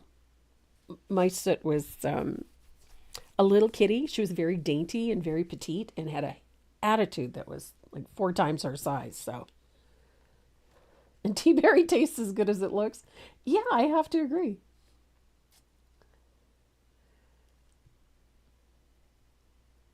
I'm glad you've been watching. I know these are long lives, but I try to get as much info into them as I can. So just so you can see what this tea berry, I'm going to do 2 flowers. I'll do one with tea berry and I'll do one with the wild berry so that you can see that they both give you a nice orangey tone. So this is tea berry over top of baby duck. I'm going to do this one up here. I want the shadow at the bottom. So when you put tea berry over it, look at that brilliant orange you get. It's a nice fiery orange. Look at that. And that's just by putting the tea berry over top of baby duck. So if I do the same thing with wild berry, which is that pinky red instead of that corally red, I'm going to do this one down here. You still get a nice orangey tone, but it's a little more muted. But still a really nice orangey tone. So as I said, either one is going to give you a really nice orangey tone in the center of the flower. So if you don't have the wild berry, you can use the tea berry. And if you don't have the tea berry, you can use a wild berry. And if you don't have either one, you can use an orange. So you don't have to use exactly the colors that I use, ever. I mean, you can adapt this any way you want. The most important part of choosing colors for something like this is tonal value, less than the color itself. So if I look at tea berry and I look at wild berry, they're both in the same tonal range, meaning they're both more subdued. They're not a really jewel tone. They're not a really bright color, but they're a rich color. So they're in the same tonal range. So they're going to work one way or the other. Love it. So we've got flower centers. As I said, you can use, make it easy on yourself to select colors for the centers of your flowers. A little bit of wild berry or tea berry. Going to give you a nice bright center. That's the most important part as far as I'm concerned. We just need a nice bright center. It's that bright center that attracts the bees, and it's that bright center that attracts us. So there we go. I'm going to dry this real quick. So pretty, and it's so simple. Now I'm going to show you make these flowers really pop. We're going to take a little bit of that warm white. We're going to float the tips of the petals, just a little. All it does is just soften the boundaries. So if you've got a hard line, or maybe not the perfect float, because God knows I'm not perfect. I can mess up the Lord's Prayer sometimes. So, can you tell the difference? I mean, really? I used tea berry in some, and I used the wild berry in others, and honestly, the difference is negligible. So, we're going to take a little bit of warm white, and this is going to be a more solid float. Remember, we reduced all of these other floats. This one's going to be a little bit more solid, less watery, more opaque. So we're just going to brighten the tips. And where this is really important is in these areas, because we've got a soft shadows separating these two. Watch this. So if I put a nice float of warm white right at the tip of the petals, look at how that stands out now. So we've got this pops right off of that one. So we get a better separation without making a really dark shadow. So little float, warm white at the edge of the petals. Super simple. Don't overthink it. Just pop a little color in. Doesn't have to be perfect, but look at the difference. Now that flower stands out, and any border between those shadings and that white becomes very soft. And this is such an easy way to correct any issues with transparency or opacity, or perhaps it's not quite bright enough. This takes care of that. And even if the edge of the petals looks a little too rough for you, that little float solves that problem. And it's just such an easy way to make a nice bright white flower without painting it fully opaque.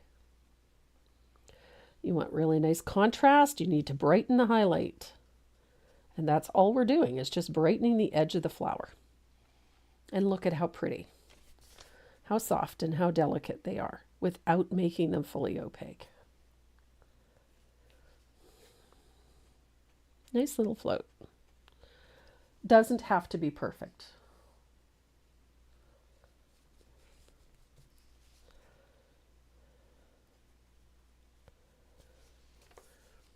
Pretty, pretty.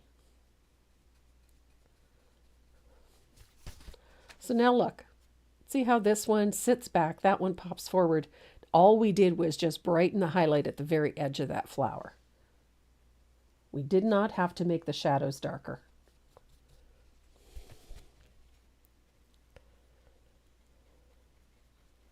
And it makes a huge difference.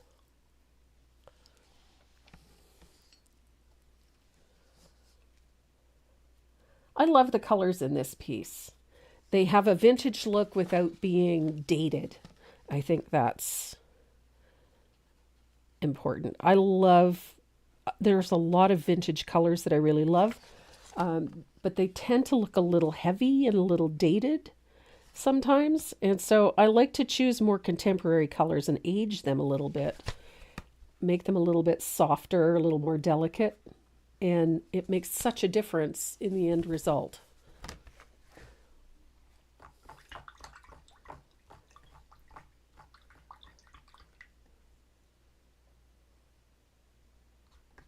Is there a good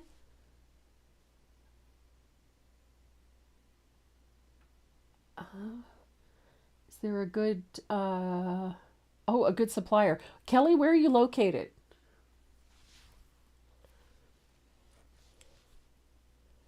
In the U.S., my favorite place to get it, believe it or not, is Erica Joanne stocks it. Absolutely fabulous. And you can also get it from josonia.com, which makes it so easy to find what you need from her. She's fantastic. You can also get it on the Chroma website.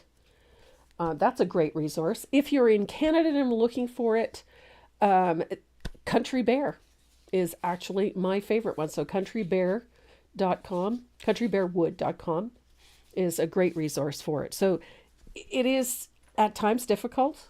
The other resource that I found for this is dickplick.com. I love dickplick. They're a great resource for that as well.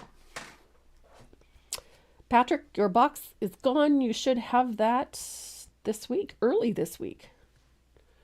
You have a great week. Enjoy dinner out. Oh, you're in Virginia. Okay. Yeah. Your best resource is Dick Blick. If you're looking for it online, Dick Blick is one of the best.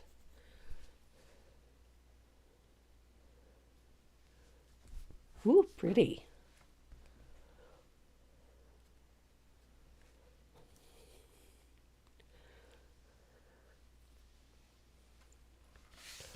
So we've got our centers almost done. We've got the edges of our petals done. So I'm going to do a little texturing in the center of our flowers. And you know me, I love my black gel pen. So around the center of my flowers, I like to do just little hash marks like this on each of the petals. So one long one and then a couple on either side. Keep it light. They don't need to be really strong. But I'm just doing, just so you can see, just a few little very fine lines on each petal. Nothing fancy. One long one, a few short ones on either side.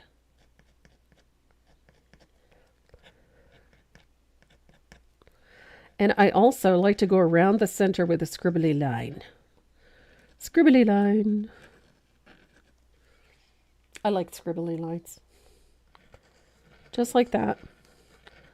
I go around several times because I really like that sort of rustic look.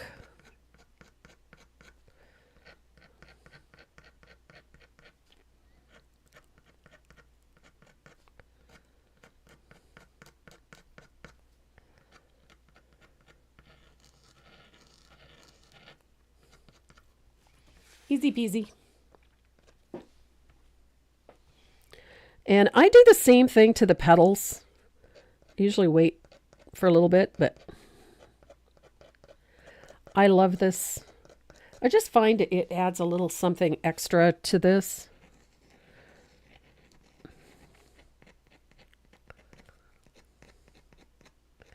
And it's super easy. It's a great way to detail things.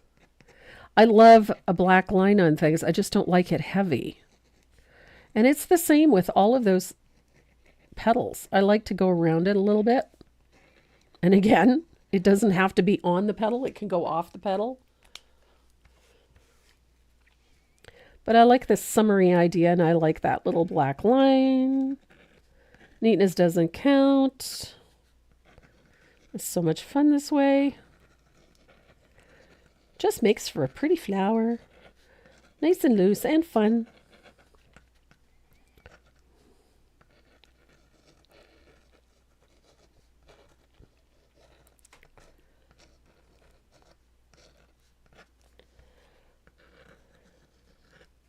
And I like my gel pen. I also like my Tombow markers, my Tombow drawing pens. I love those. So I've got some projects coming up that are going to use more of that because I kind of get weak in the knees when it comes to that. And then I'm going to do the cone same way. I like to go around the outside edge of the cone. Just put a scribbly line on it. It's all good. Do the same thing to your ice cream.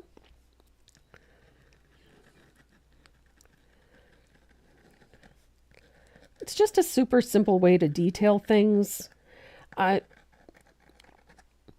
don't really like the super hard edge. I like the softer outline. I see some painters use almost a firm line around their work, and it looks great on theirs, but I think for the way I paint, the softer line works better for me. And who's to say which one is wrong or right, honestly? If you like it, then do it. If you don't like it, then don't do it. Not a big deal. It's paint. And I love it. I just love how the texture creates this. So we've got pretty flowers, but they need something else. They need a texture in the middle. So I'm going to use a rigger. And we're going to use a little bit of asphaltum. We can use lamp black. You can use whatever you want, really. But I'm going to use asphaltum. And we're going to put just a few scattered dip dots, different sizes, on the shading side. Make sure that a couple of them go out past and onto the petals, because, you know, then it doesn't look like it's so structured. And keep it loose. Don't worry about getting them absolutely perfect. They don't have to be perfect dots. I think it would be boring if they were perfect. Perfection is boring. And then fun little dots, like so. As I said, I like to take them out past and onto the petals. Just keeps the center looking soft.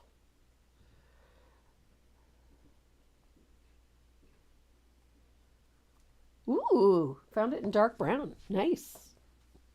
For squiggly lines. I like squiggly lines. Squiggly lines are awesome. And then for the highlight side of the flower, I'm going to use warm white. And again, I'm just going to use them sporadically. I don't want to put them so heavy that they're, you know, too much.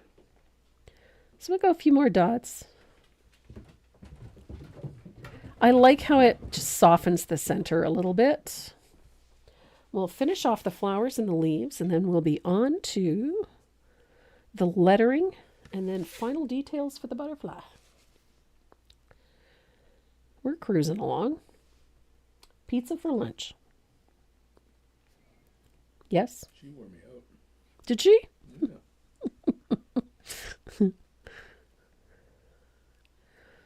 Did she make you question the wisdom of owning a Mal? Not yet. No. Nah. So I'm going to dry this just so I don't put my fingers in it. What's for dinner tonight? Butter chicken. Renee went, ooh. Yes, we're having butter chicken this evening. Stop staring at me like you're going to rip my face off. And she might for that pizza. If she doesn't get pizza bones, you're going to be in trouble. Poor Papa Dog. Poor Maze is drooling. She wants his pizza bones.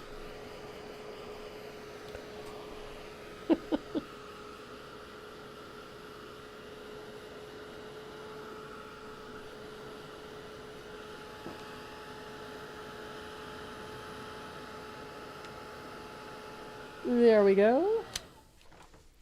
So I think those are dry. Yes, they are. Okay. So, Maze is amazing. She's something. She is something. So we're going to use a extra long detail liner. And I'm going to thin out a little bit of margarita, which is that bright green that we use to highlight the leaves. So I'm going to thin a little of that out. And I'm going to add just a touch of warm white to it, just to make it a little more opaque. And we're going to add a squiggly line to the outside of our leaves.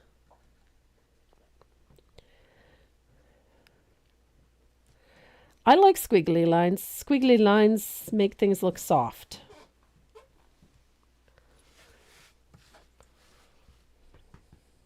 Oops. There we go. And I like to put those little curlicues at the ends. It's a thing. It's a me thing. And I do the same for these ones here. Maze isn't spoiled at all. Please. Look it up in the dictionary. You're going to see her picture. Right next to spoiled. So each of those leaves gets that treatment with that squiggly line and a little bit of thin margarita.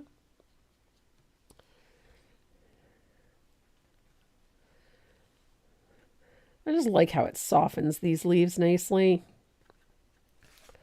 And then we're going to use that same mixture to put in our stems.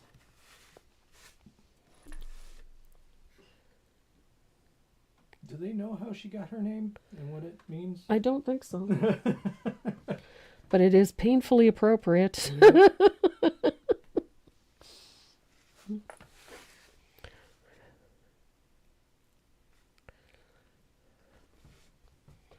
So there we go. So, oops, I missed a leaf here. Woohoo.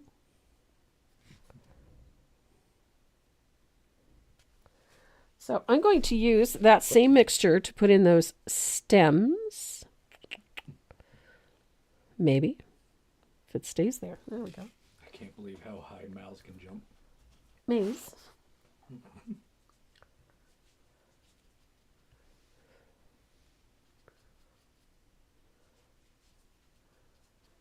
And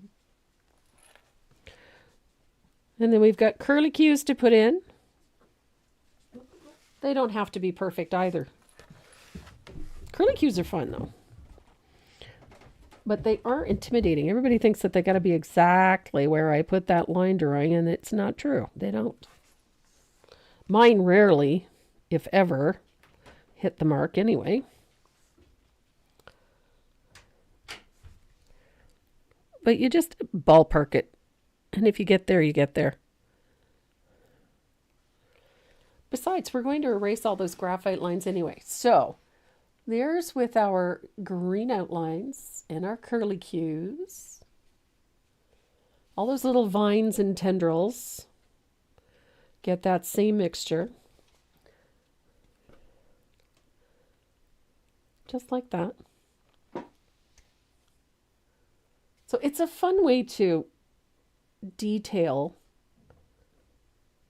the edges of leaves, and it also softens their overall look, so they don't look so structured.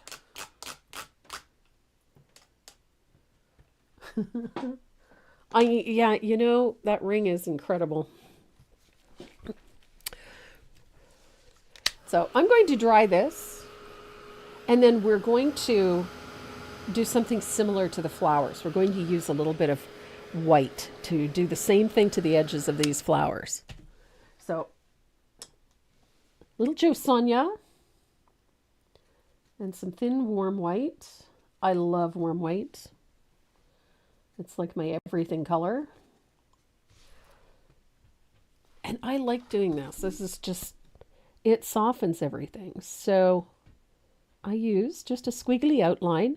And I like to come past the edge of the flower. It just softens everything really nicely. So nice fine line.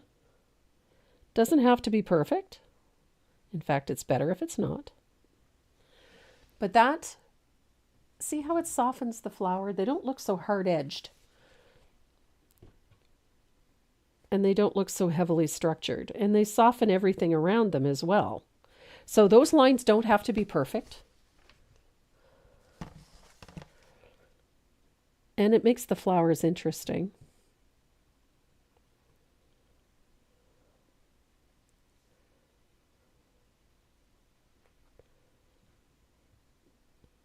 And it makes them look delicate.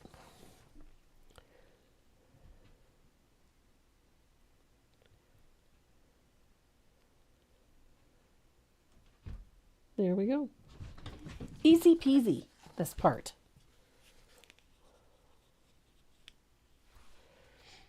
So if at any time you look at something and go, oh, it looks so heavy, try using just this softer outline at the outer edge of things. It's close to the edge, but it's irregular and imperfect, and it softens things very nicely. So things don't need to look sharp and concise all the time.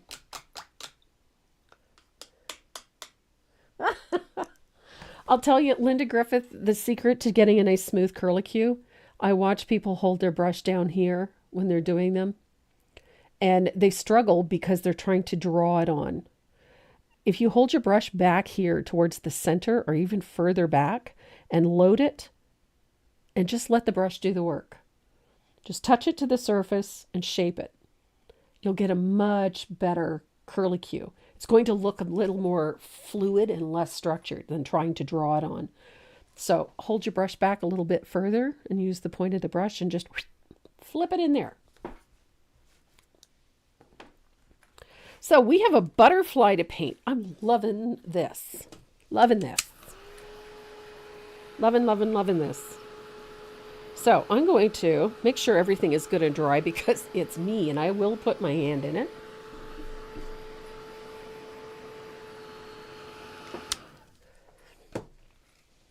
So we've got a butterfly here and we're going to shade this in two places. We're going to use that wild berry.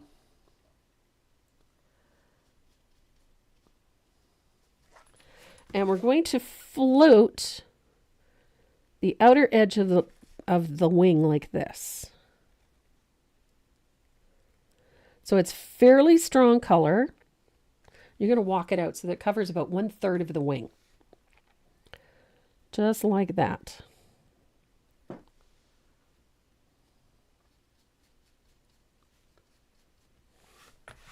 We're going to do the same thing to the other wing. Just like that. So walk that float out or lay it in so that it covers about 1/3 of that wing. Just like that.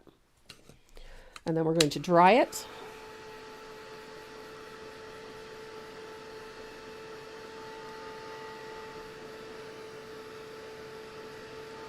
And I think I want to make that other one a little bit darker. It's not quite dark enough. There, just a little float over top. That'll do it. Okay, I'm happier. Oh, nice. A little time with your grandson. Debbie, that sounds like a nice way to spend the day. Oh, you know, makes great cheeks, Patty. It's a great color for cheeks. So then we're going to use that same color and we're going to float close to the body on each wing. So what we end up with is a darker value on either side and then a lighter value through the center of the wing.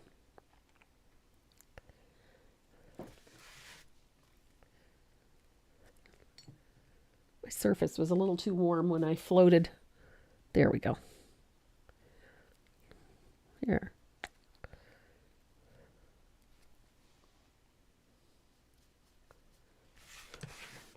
And I'm going to do the same thing on this side. Close to the body. There we go. So, oops, took too much off. So we've got a nice float close to the body on both wings. And I'm going to dry that and then we're going to paint the body in.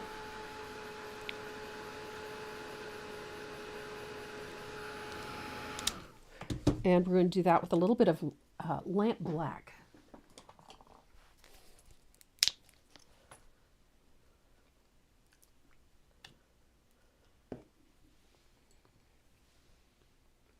So just want to get this body. Here we go.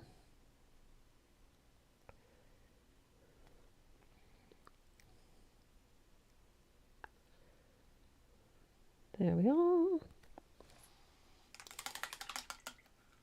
It's such a pretty color. That cotton candy and then that little bit of wild berry. Yep, hold your brush back, further back the handle, away from the ferrule. You'll have much better control over the curlicues. Okay, so remember, I had left my line drawing firmly attached to my surface. I'm going to grab my graphite.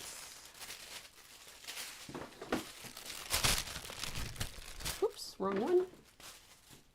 Need a smaller piece. There we go. So I'm going to lay that in. I'm going to make sure my paper is smooth and tight to the surface. And then I'm going to grab my red pen. And we're going to trace the details of our butterfly back on.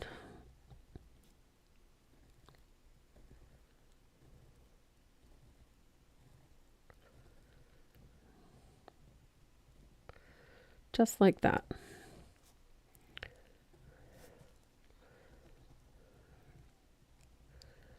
Those details tend to get a little lost at times. So it's so much simpler just to keep that line drawing in place until you get a chance to put them in.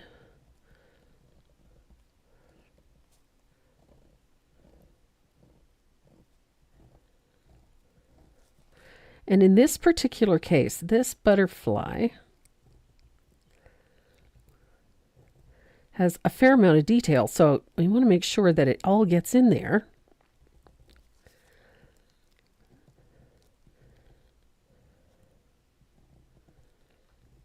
Because it's what the details are. The devil is in the details, that's what they say. Okay. So we've got all of our itty bitty bits in our butterfly. Yep. So I've got all of those lines in our butterfly. So we're going to take that little angled shader and a little bit of warm white, and we're going to highlight a few of those little areas before we put all that black in. So, and the areas we particularly want to pay attention to are these. So I'm going to put a little highlight on the rounded end of all of these little details, like so. Particularly in that center portion of the wing. So we've got all these fabulous little details in here. Little highlight right out at the outer edge of those, just like that. I missed one. I missed one. Goes right here. Okay. So we've got that bright highlight out there. And then the rest of this actually moves really quickly. So I've got my extra long detail liner and thinned lamp black. And this is how we're going to do this. So out at the edge of the wings, right here, we're going to put tiny little lines about 1/8 of an inch wide.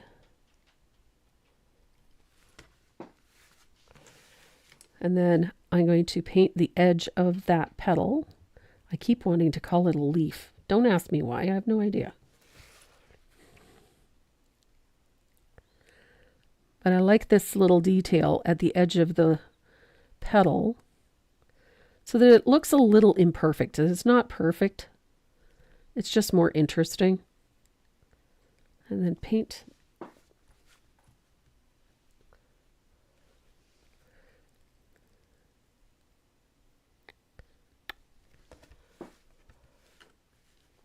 This bright pink has a vintage look to it. When you're talking about this brilliant pink and then the black, it has another vintage feel to it.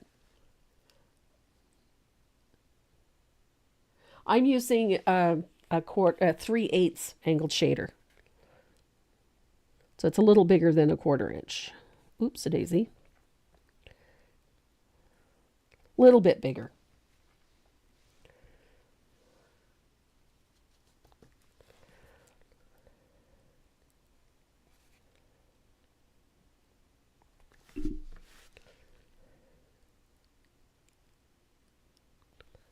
There we are.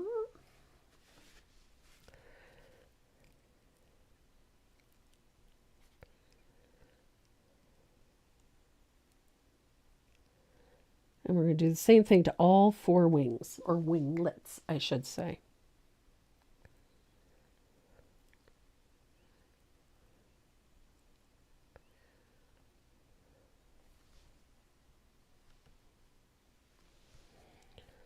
So there we go.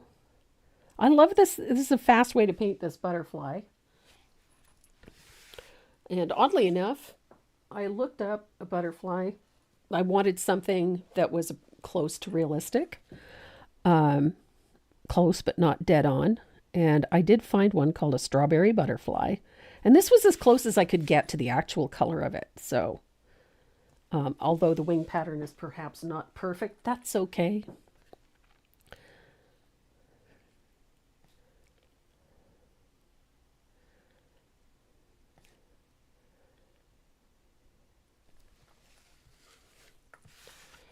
But I did not realize there was such thing as a strawberry butterfly until I went looking for one.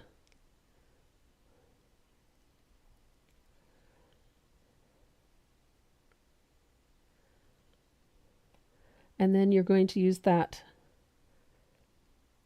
liner to do all of those little lines that separate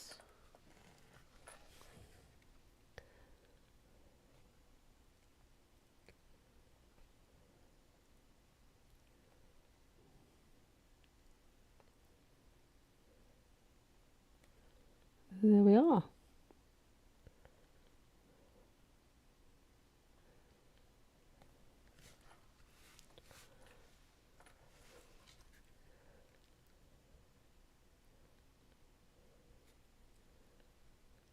I love butterflies. There's just something really delicate and almost mystical about butterflies.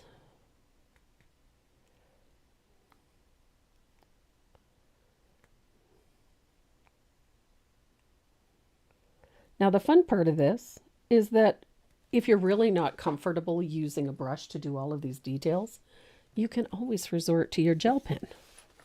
The gel pen will do the trick too.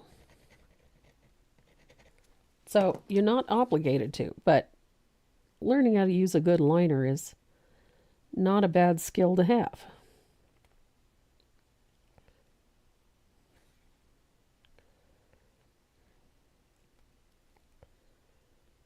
Yeah, no.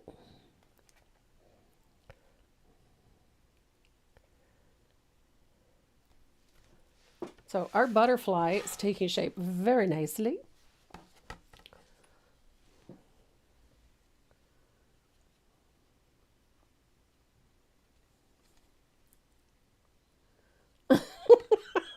Yeah, if you ever want to look up, love them. Look up strawberry butterflies because it's quite something.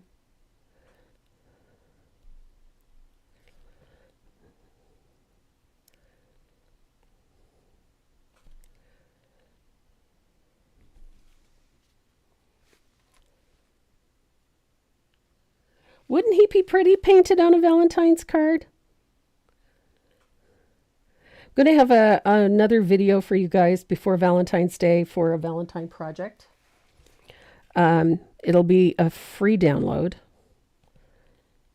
And there'll be video to show you how to paint it. You know me, I got to do some kind of thing.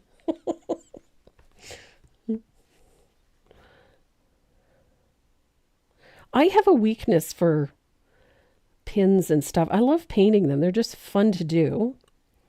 And I just think it's so fun. Last year we did the heart with the little roses. And we've got another heart pin for you this year. So this one's a little different. So it'll be fun. So we'll have that video up well before Valentine's Day. So you'll have a chance to do whatever you need to do and get ready for the holiday. I'm just going to stroke in the antenna. Like so. Now I'm going to clean up the edge because I kind of got a little fuzzy at the edges on some of these. So I'm just going to put in a little more black to clean that up.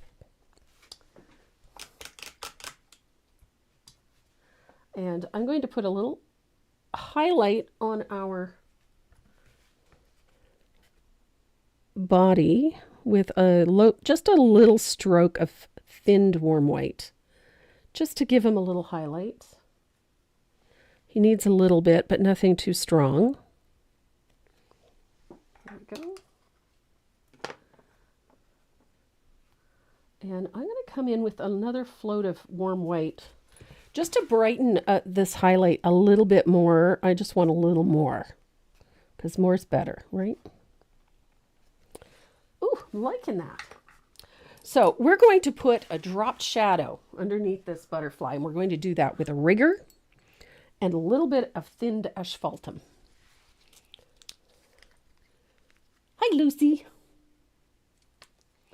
So we're going to thin out some asphaltum with a little bit of Jo Sonia's. And we're going to stroke in. I'm using a 0 rigger for this.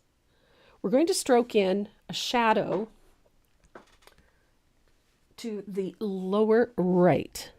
Now, whenever I'm doing this, I'm not going to start right at the tip of the I keep wanting to call it a petal or a leaf. That's ridiculous. We're going to come down about 1/4 of an inch, maybe 1/8. And I'm going to put a shadow all along the edge of the wing, right against the wing. And then I'm going to stop just as I reach the bottom. So we've got a little shadow there. And then I'm going to do the same thing on this side, here, and under here. So that little shadow just creates the illusion that our butterfly is hovering a little off of the surface.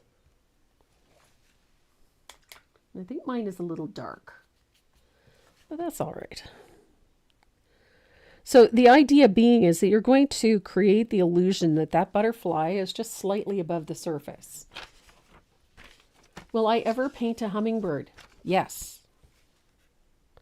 I have a hummingbird designed already.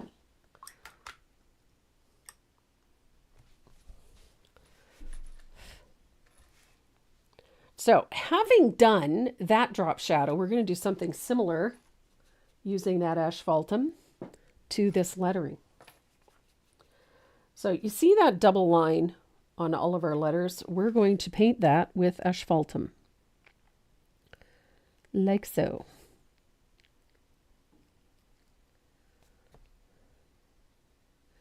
So all of those shadows, don't worry if you go over top of the letter, it's okay.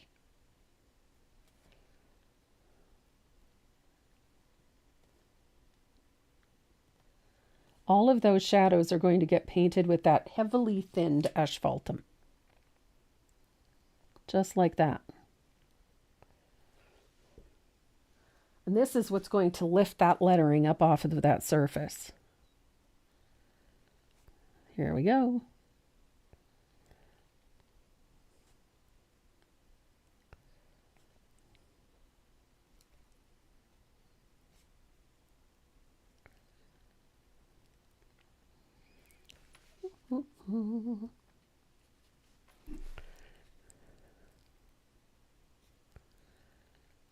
So our lettering is going to take on that floating look as well.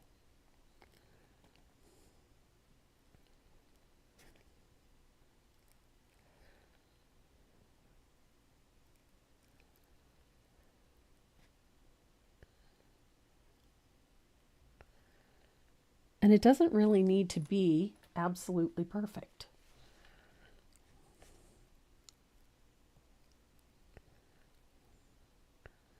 I love it when things are less than perfect. As long as they're straight and clean, as in the case of lettering and whatnot, straight and level is important. But I've always found that when things are a little wonky, yes, I'm using that rigger, that 0 rigger. Whenever things are a little bit wonky, they have character. And I think that's a lot of the time, that's what appeals to me about this type of artwork, is that it doesn't need to be perfect because time has made it imperfect. Deb, I'm using a 0 rigger.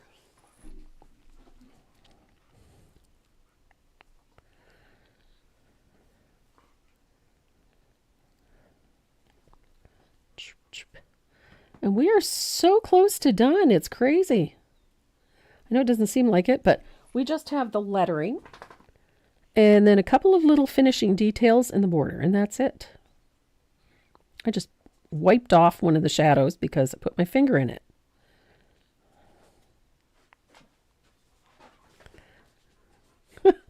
Hi, Maze. She's still Sookie, isn't she? Yes. I know. No, I'm not. She's quite the brat when she chooses to be. So we've got just about got all of our shadows done here, almost. Going to clean a couple of them up a little because they're not, for some reason, they're not wanting to stick to my graphite. But that's all right. Graphite's a little waxy. I think so. It's just scaring it away. It's, it's all good.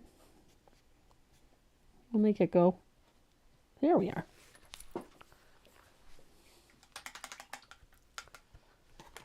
So I'm going to dry this, and then we're going to, Judy Thacker says, hi, Mace.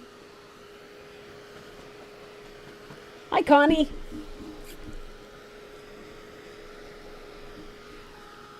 So we're going to base the lettering with some thinned warm white.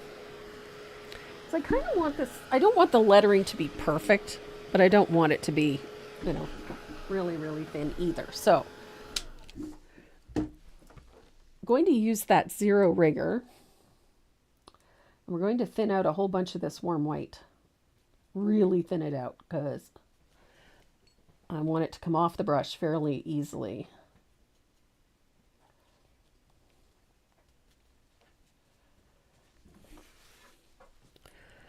Now, the trick to using a rigger is to fill it up with paint that is thin enough that it flows off the brush fairly easily. And the nice part about a rigger is that it works like a flat. It has a chisel edge like a flat. And then you can paint in long, thin strokes easily.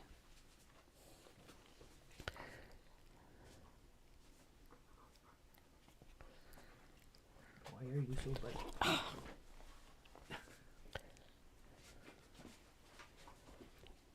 I got muzzle punched. Maze likes to muzzle punch me when I don't give her the attention she wants. The other day I was baking in the kitchen and she muzzle punched me in the butt. It's still the zero rigger, yes.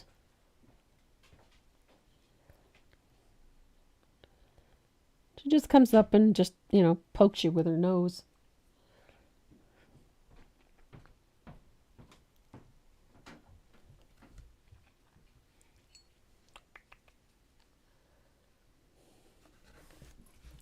I like this heavily distressed look to the lettering. So I'm not worried about brush marks because there's brush marks in the background. There's brush marks everywhere. It falls into the design. And it's not above me to take sandpaper to this. I mean, I will go in and distress my lettering even more if I feel like it. And sand some of the paint off because I love that sort of worn look, like it's been sitting, outside the ice cream parlor for 25 or 30 years. I just love that old signage look. It appeals.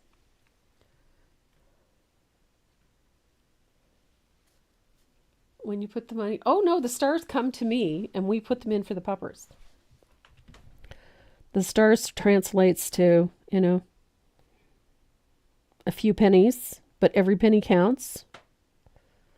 But no, Facebook doesn't keep it. That comes to us.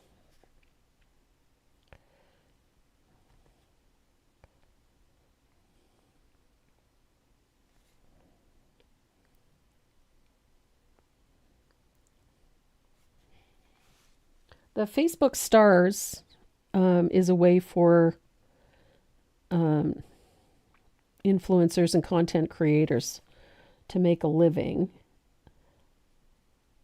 And we use it for our Feed the Puppers fund.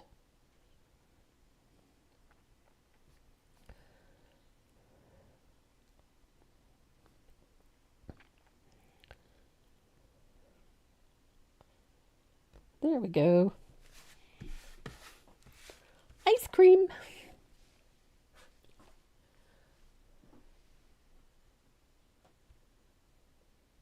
Yeah. Gizmo likes to lick the back of my knees, usually when I'm in the shower.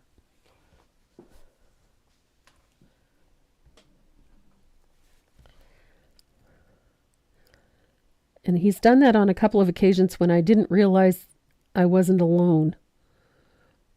And the first time he did it, I didn't know what the heck was going on. And I screeched, scared him. He bolted through the curtain and run into Soot, who screeched.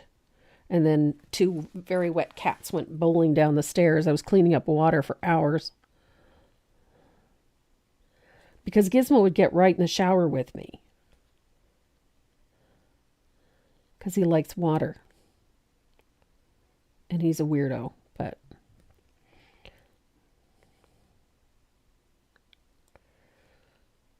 Gizmo's kind of unique.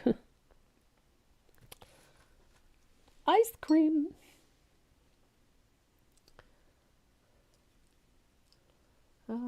Kathy, I missed something. Wing.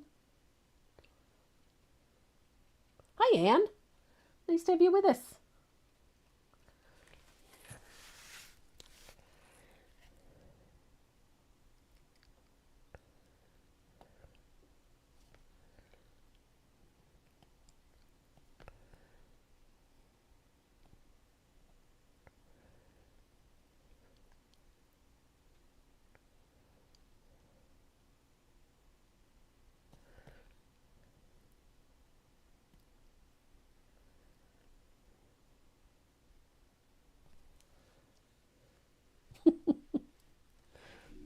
Yes, Gizmo is a cat.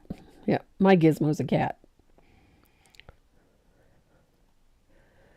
Our Gizmo is probably tipping 21 pounds. Mind you, he's lost a little, but he's hovering around 20 pounds, I guess. He's a big, chunky fella. Paws like baseball mitts. But he's a sweetheart. We refer to him as Mr. Mellow, and Soot was Miss Melodrama. He's so laid back. He's a pretty funny fella. And then we have Miss Airy, little Airy. She's just a weirdo. she's unique. Talking about the critters? Yeah. Airy is unique. We were talking about Gizmo. He's Mr. Mellow. Mr. Chill. Mr. Chill, yeah. Not too much upsets him. Airy's just quirky. And then there's Maze.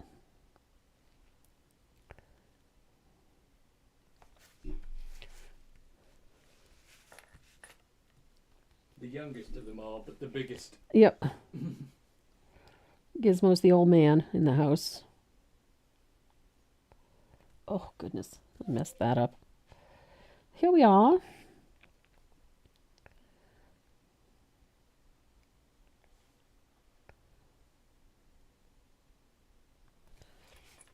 So we're almost there. I just messed this letter up royally. Here we go. Okay.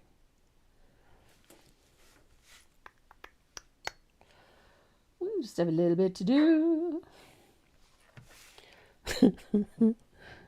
Maze is not having it, huh?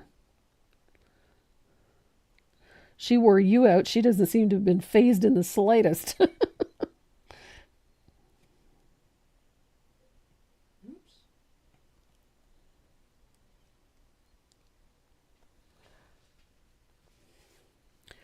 As I said, I'm a big fan of this sort of vintage advertising thing. I love old product labels, vintage bottles, things like that really appeal. I have a few old liniment bottles and honey jars and things like that I really love. I have a bunch of pressed glass pieces that I love, little top hats and a variety. Because this style or this era I don't know, just something about it. There's something romantic about it. Even though in actual fact, you know, if you go back from the beginning of the 19th century on, it was not an easy time. So it was hardly romantic, but love the things that they produced.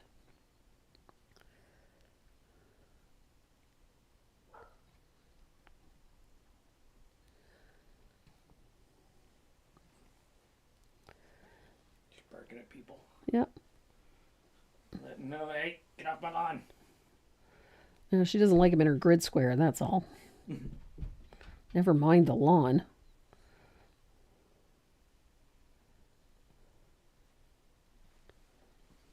She's a funny girl. I don't see the chat.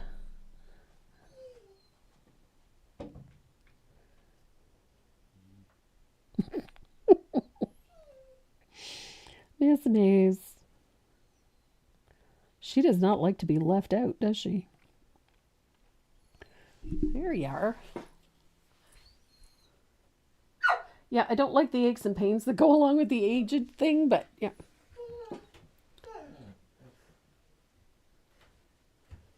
Hi, Carol. So we're almost done with the letter. Well, almost done with this part of the lettering anyway. Got a little bit more to do.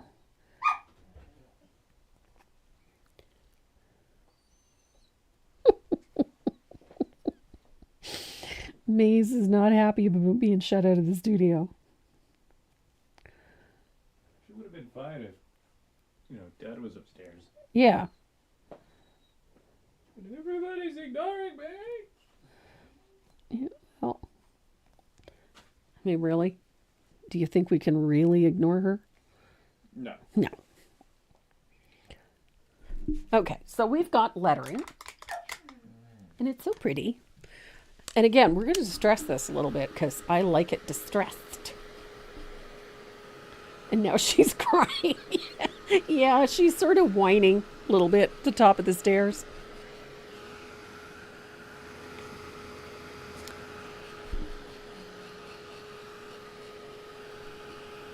Can you reach in there and get me that little square? I have a small sander. Should be about 1 inch square. That's not it. I got it. Thanks. It wasn't in there. No. So just make sure. What? Oh. It's not square. No, it's not square. Found the other one. So these are little sanders. I use these all the time. I love these things. So I'm going to use the fine side of this. And I'm just going to gently distress my lettering. Because I can do whatever I want. I'm the boss of me. And it distresses everything. It distresses the shadow a little bit. I like how it looks. I like to wear through some of the paint a little. Because it softens the lettering, but it also distresses all the shading and whatnot. So it really does take on a very rustic and very vintage look. So we're going to use a 3/8 angled shader to put a little float at the bottom of each letter with a little bit of crystal blue or Bahama blue, whichever one you have. Just needs a little float down at the bottom. Oh my gosh. So little float at the bottom of each letter. And because it's the same color as the background, you don't have to worry too much about being perfect. So I'm just putting a loose float at the bottom of each letter just to bring a little of that color in.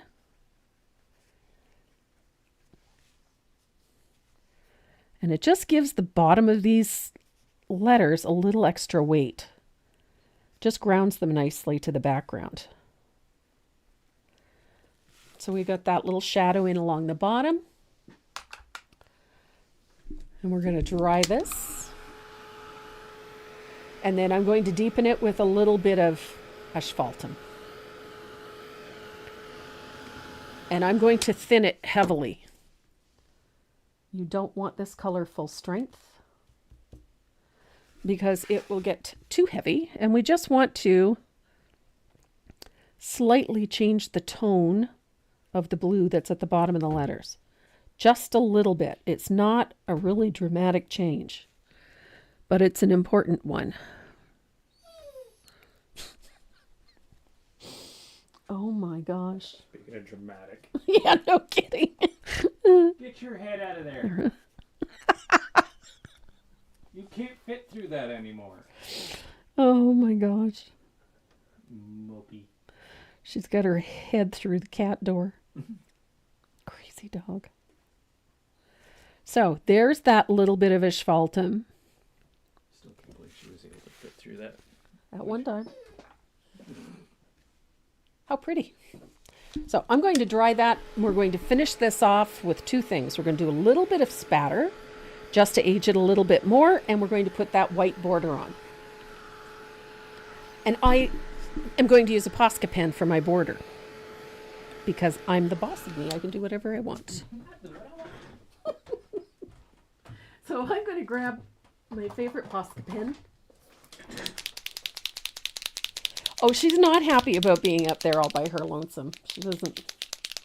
Now, if you don't have a Posca pen, you can paint that border in with a liner or a rigger, and it's just with a little bit of warm white. But if you do have a white Posca pen, you're going to use one of these, which is that little stainless steel edge ruler with a cork back.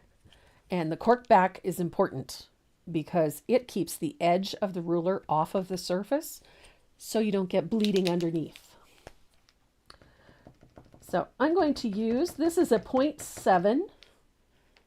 0.7? No, it's a 1.3 millimeter. And we're going to use the white.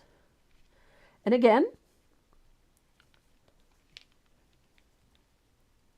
you're going to use the paint pen to create that border. And I bring it down until almost to the full corner.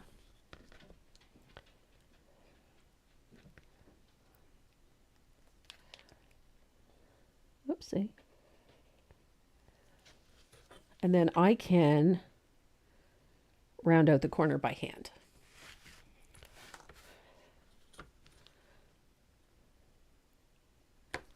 Oopsie-daisy. Get in there. But it's important to use that ruler to keep those vertical and horizontal lines straight.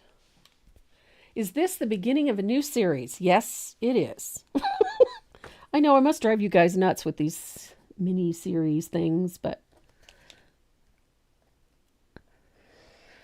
I usually end up with an idea and then another idea and another idea, and then I end up with a series.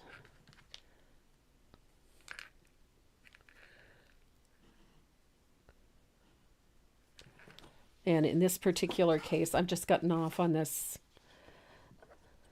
tangent with these vintage look pieces. We were talking about the hummingbird a while ago. Somebody wanted a hummingbird, and I've got a new teacup series on the go too. So just so you know. So here we go. There's our border in place and our floating butterfly. I'm going to dry this real quick. And then we're going to use a fugly brush, which is my encaustic oval. Somebody asked me about that earlier today.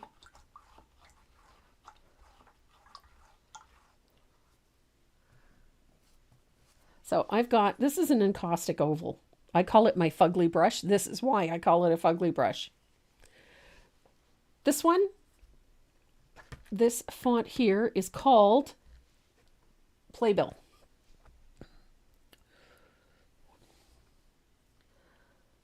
So, got a little bit of asphaltum. Oh, goodness. I'm going to thin out a little asphaltum on my brush. And we're going to lightly spatter this I like it finer, but pay attention to the ice cream. I like the spatter on the ice cream and the cone. You can avoid the flowers if you don't want spatter on the flowers, but I like a little. And I chose asphaltum because it's not too dark and you can control it. It's a little lighter, easier to use. But there we go.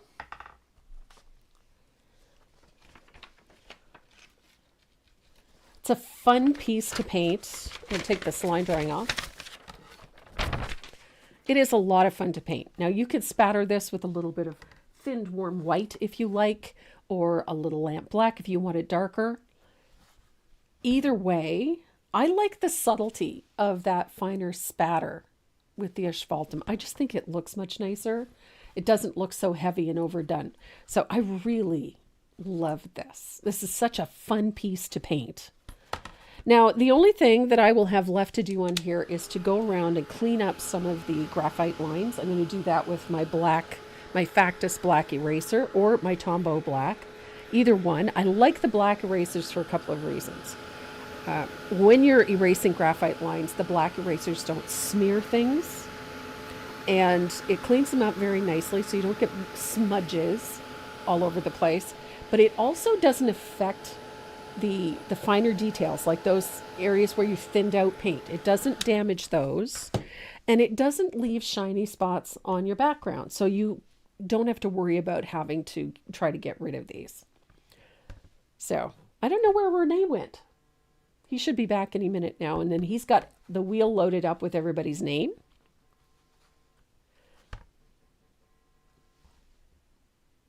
My phone is ringing. So he's got the wheel loaded up with everybody's names. So as soon as he comes back, we're going to do that. So I'm going to grab my Factus black eraser. This is a Factus black. I also use the Tombow black erasers. I just happen to grab this one. But I love how easily this takes graphite off. So you can erase your graphite lines very easily, with very little effort, without damaging your paint, without causing any shiny spots anywhere. Look at that. Easy peasy. And it also doesn't smear your ink and all of that good stuff. So it makes it easy to get a really nice result on your piece. So you got graphite lines off. The only thing you have left to do with this piece is to take it into the garage or outside and apply 1 or 2 light coats of DecoArt matte spray. And I recommend using a matte spray for a couple of reasons. Because I use so many different things. I use mediums a lot. I use different types of paint. I use paint pens and I use gel pens. Just to make it a nice uniform surface before I varnish, I hit it with 1 or 2 light coats of DecoArt matte spray. Seals everything down so that the varnish doesn't bother it. It just eliminates any potential problems. So there you go. That is our summer ice cream. This is such a fun piece to paint. I know you guys are going to enjoy doing this one. I love anything with this vintage look, and this one is just cute and fun and triggers lots of happy memories. So Renee is loaded up the wheel. Holy hockey pucks. Yeah. 232 names on that wheel today. Hey. So I kept calling them wing petals. Yes, I did. Oh, it's like bunny leaves, right? The giveaways for today are pretty nice, actually. So you've got some Dynasty Water Lily jumbo brushes. They're nice big brushes. And I do believe there is a big filbert in there. It's fabulous for putting on varnish. So you're going to love that.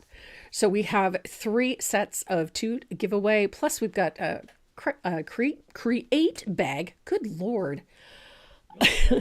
Blah, blah, blah, blah. So there's a create bag in each one of those giveaways, and it's full of Tombow goodies. So you've got a limited edition Tombow mechanical pencil, my favorite. I absolutely love my mechanical pencils. And one of their fabulous erasers as well. Plus we've got a knock eraser in there for you. You're going to love it. And there's always a few little odds and ends in there from Renee and myself. So Renee is ready to spin the wheel. Spinning.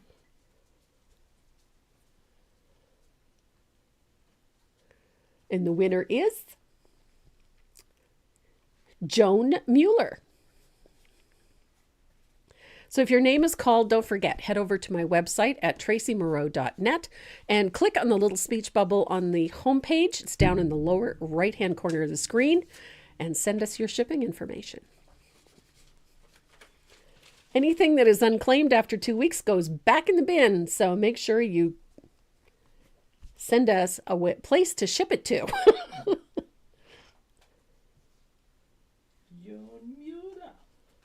Nice German name. A good German name. Hey, Very good German What are you name. doing? What is on your nose? Whatever it is, it's bugging her. And the next one.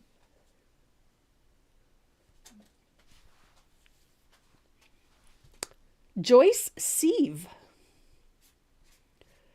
Good heavens, those names I don't recognize.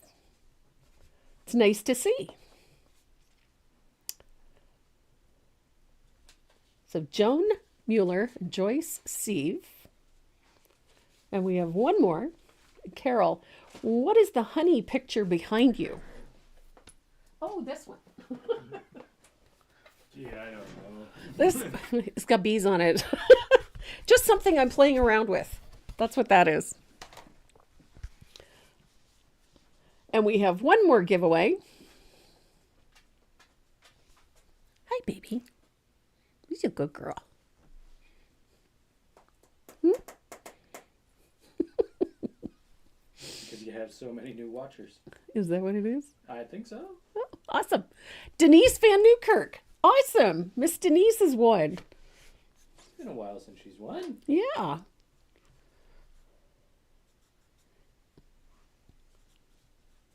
We have her shipping information. We do have hers.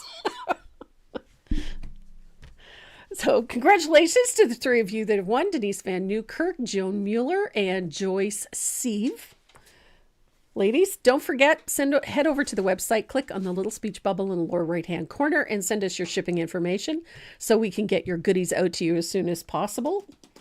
And thank you so much for joining us as you do every Saturday.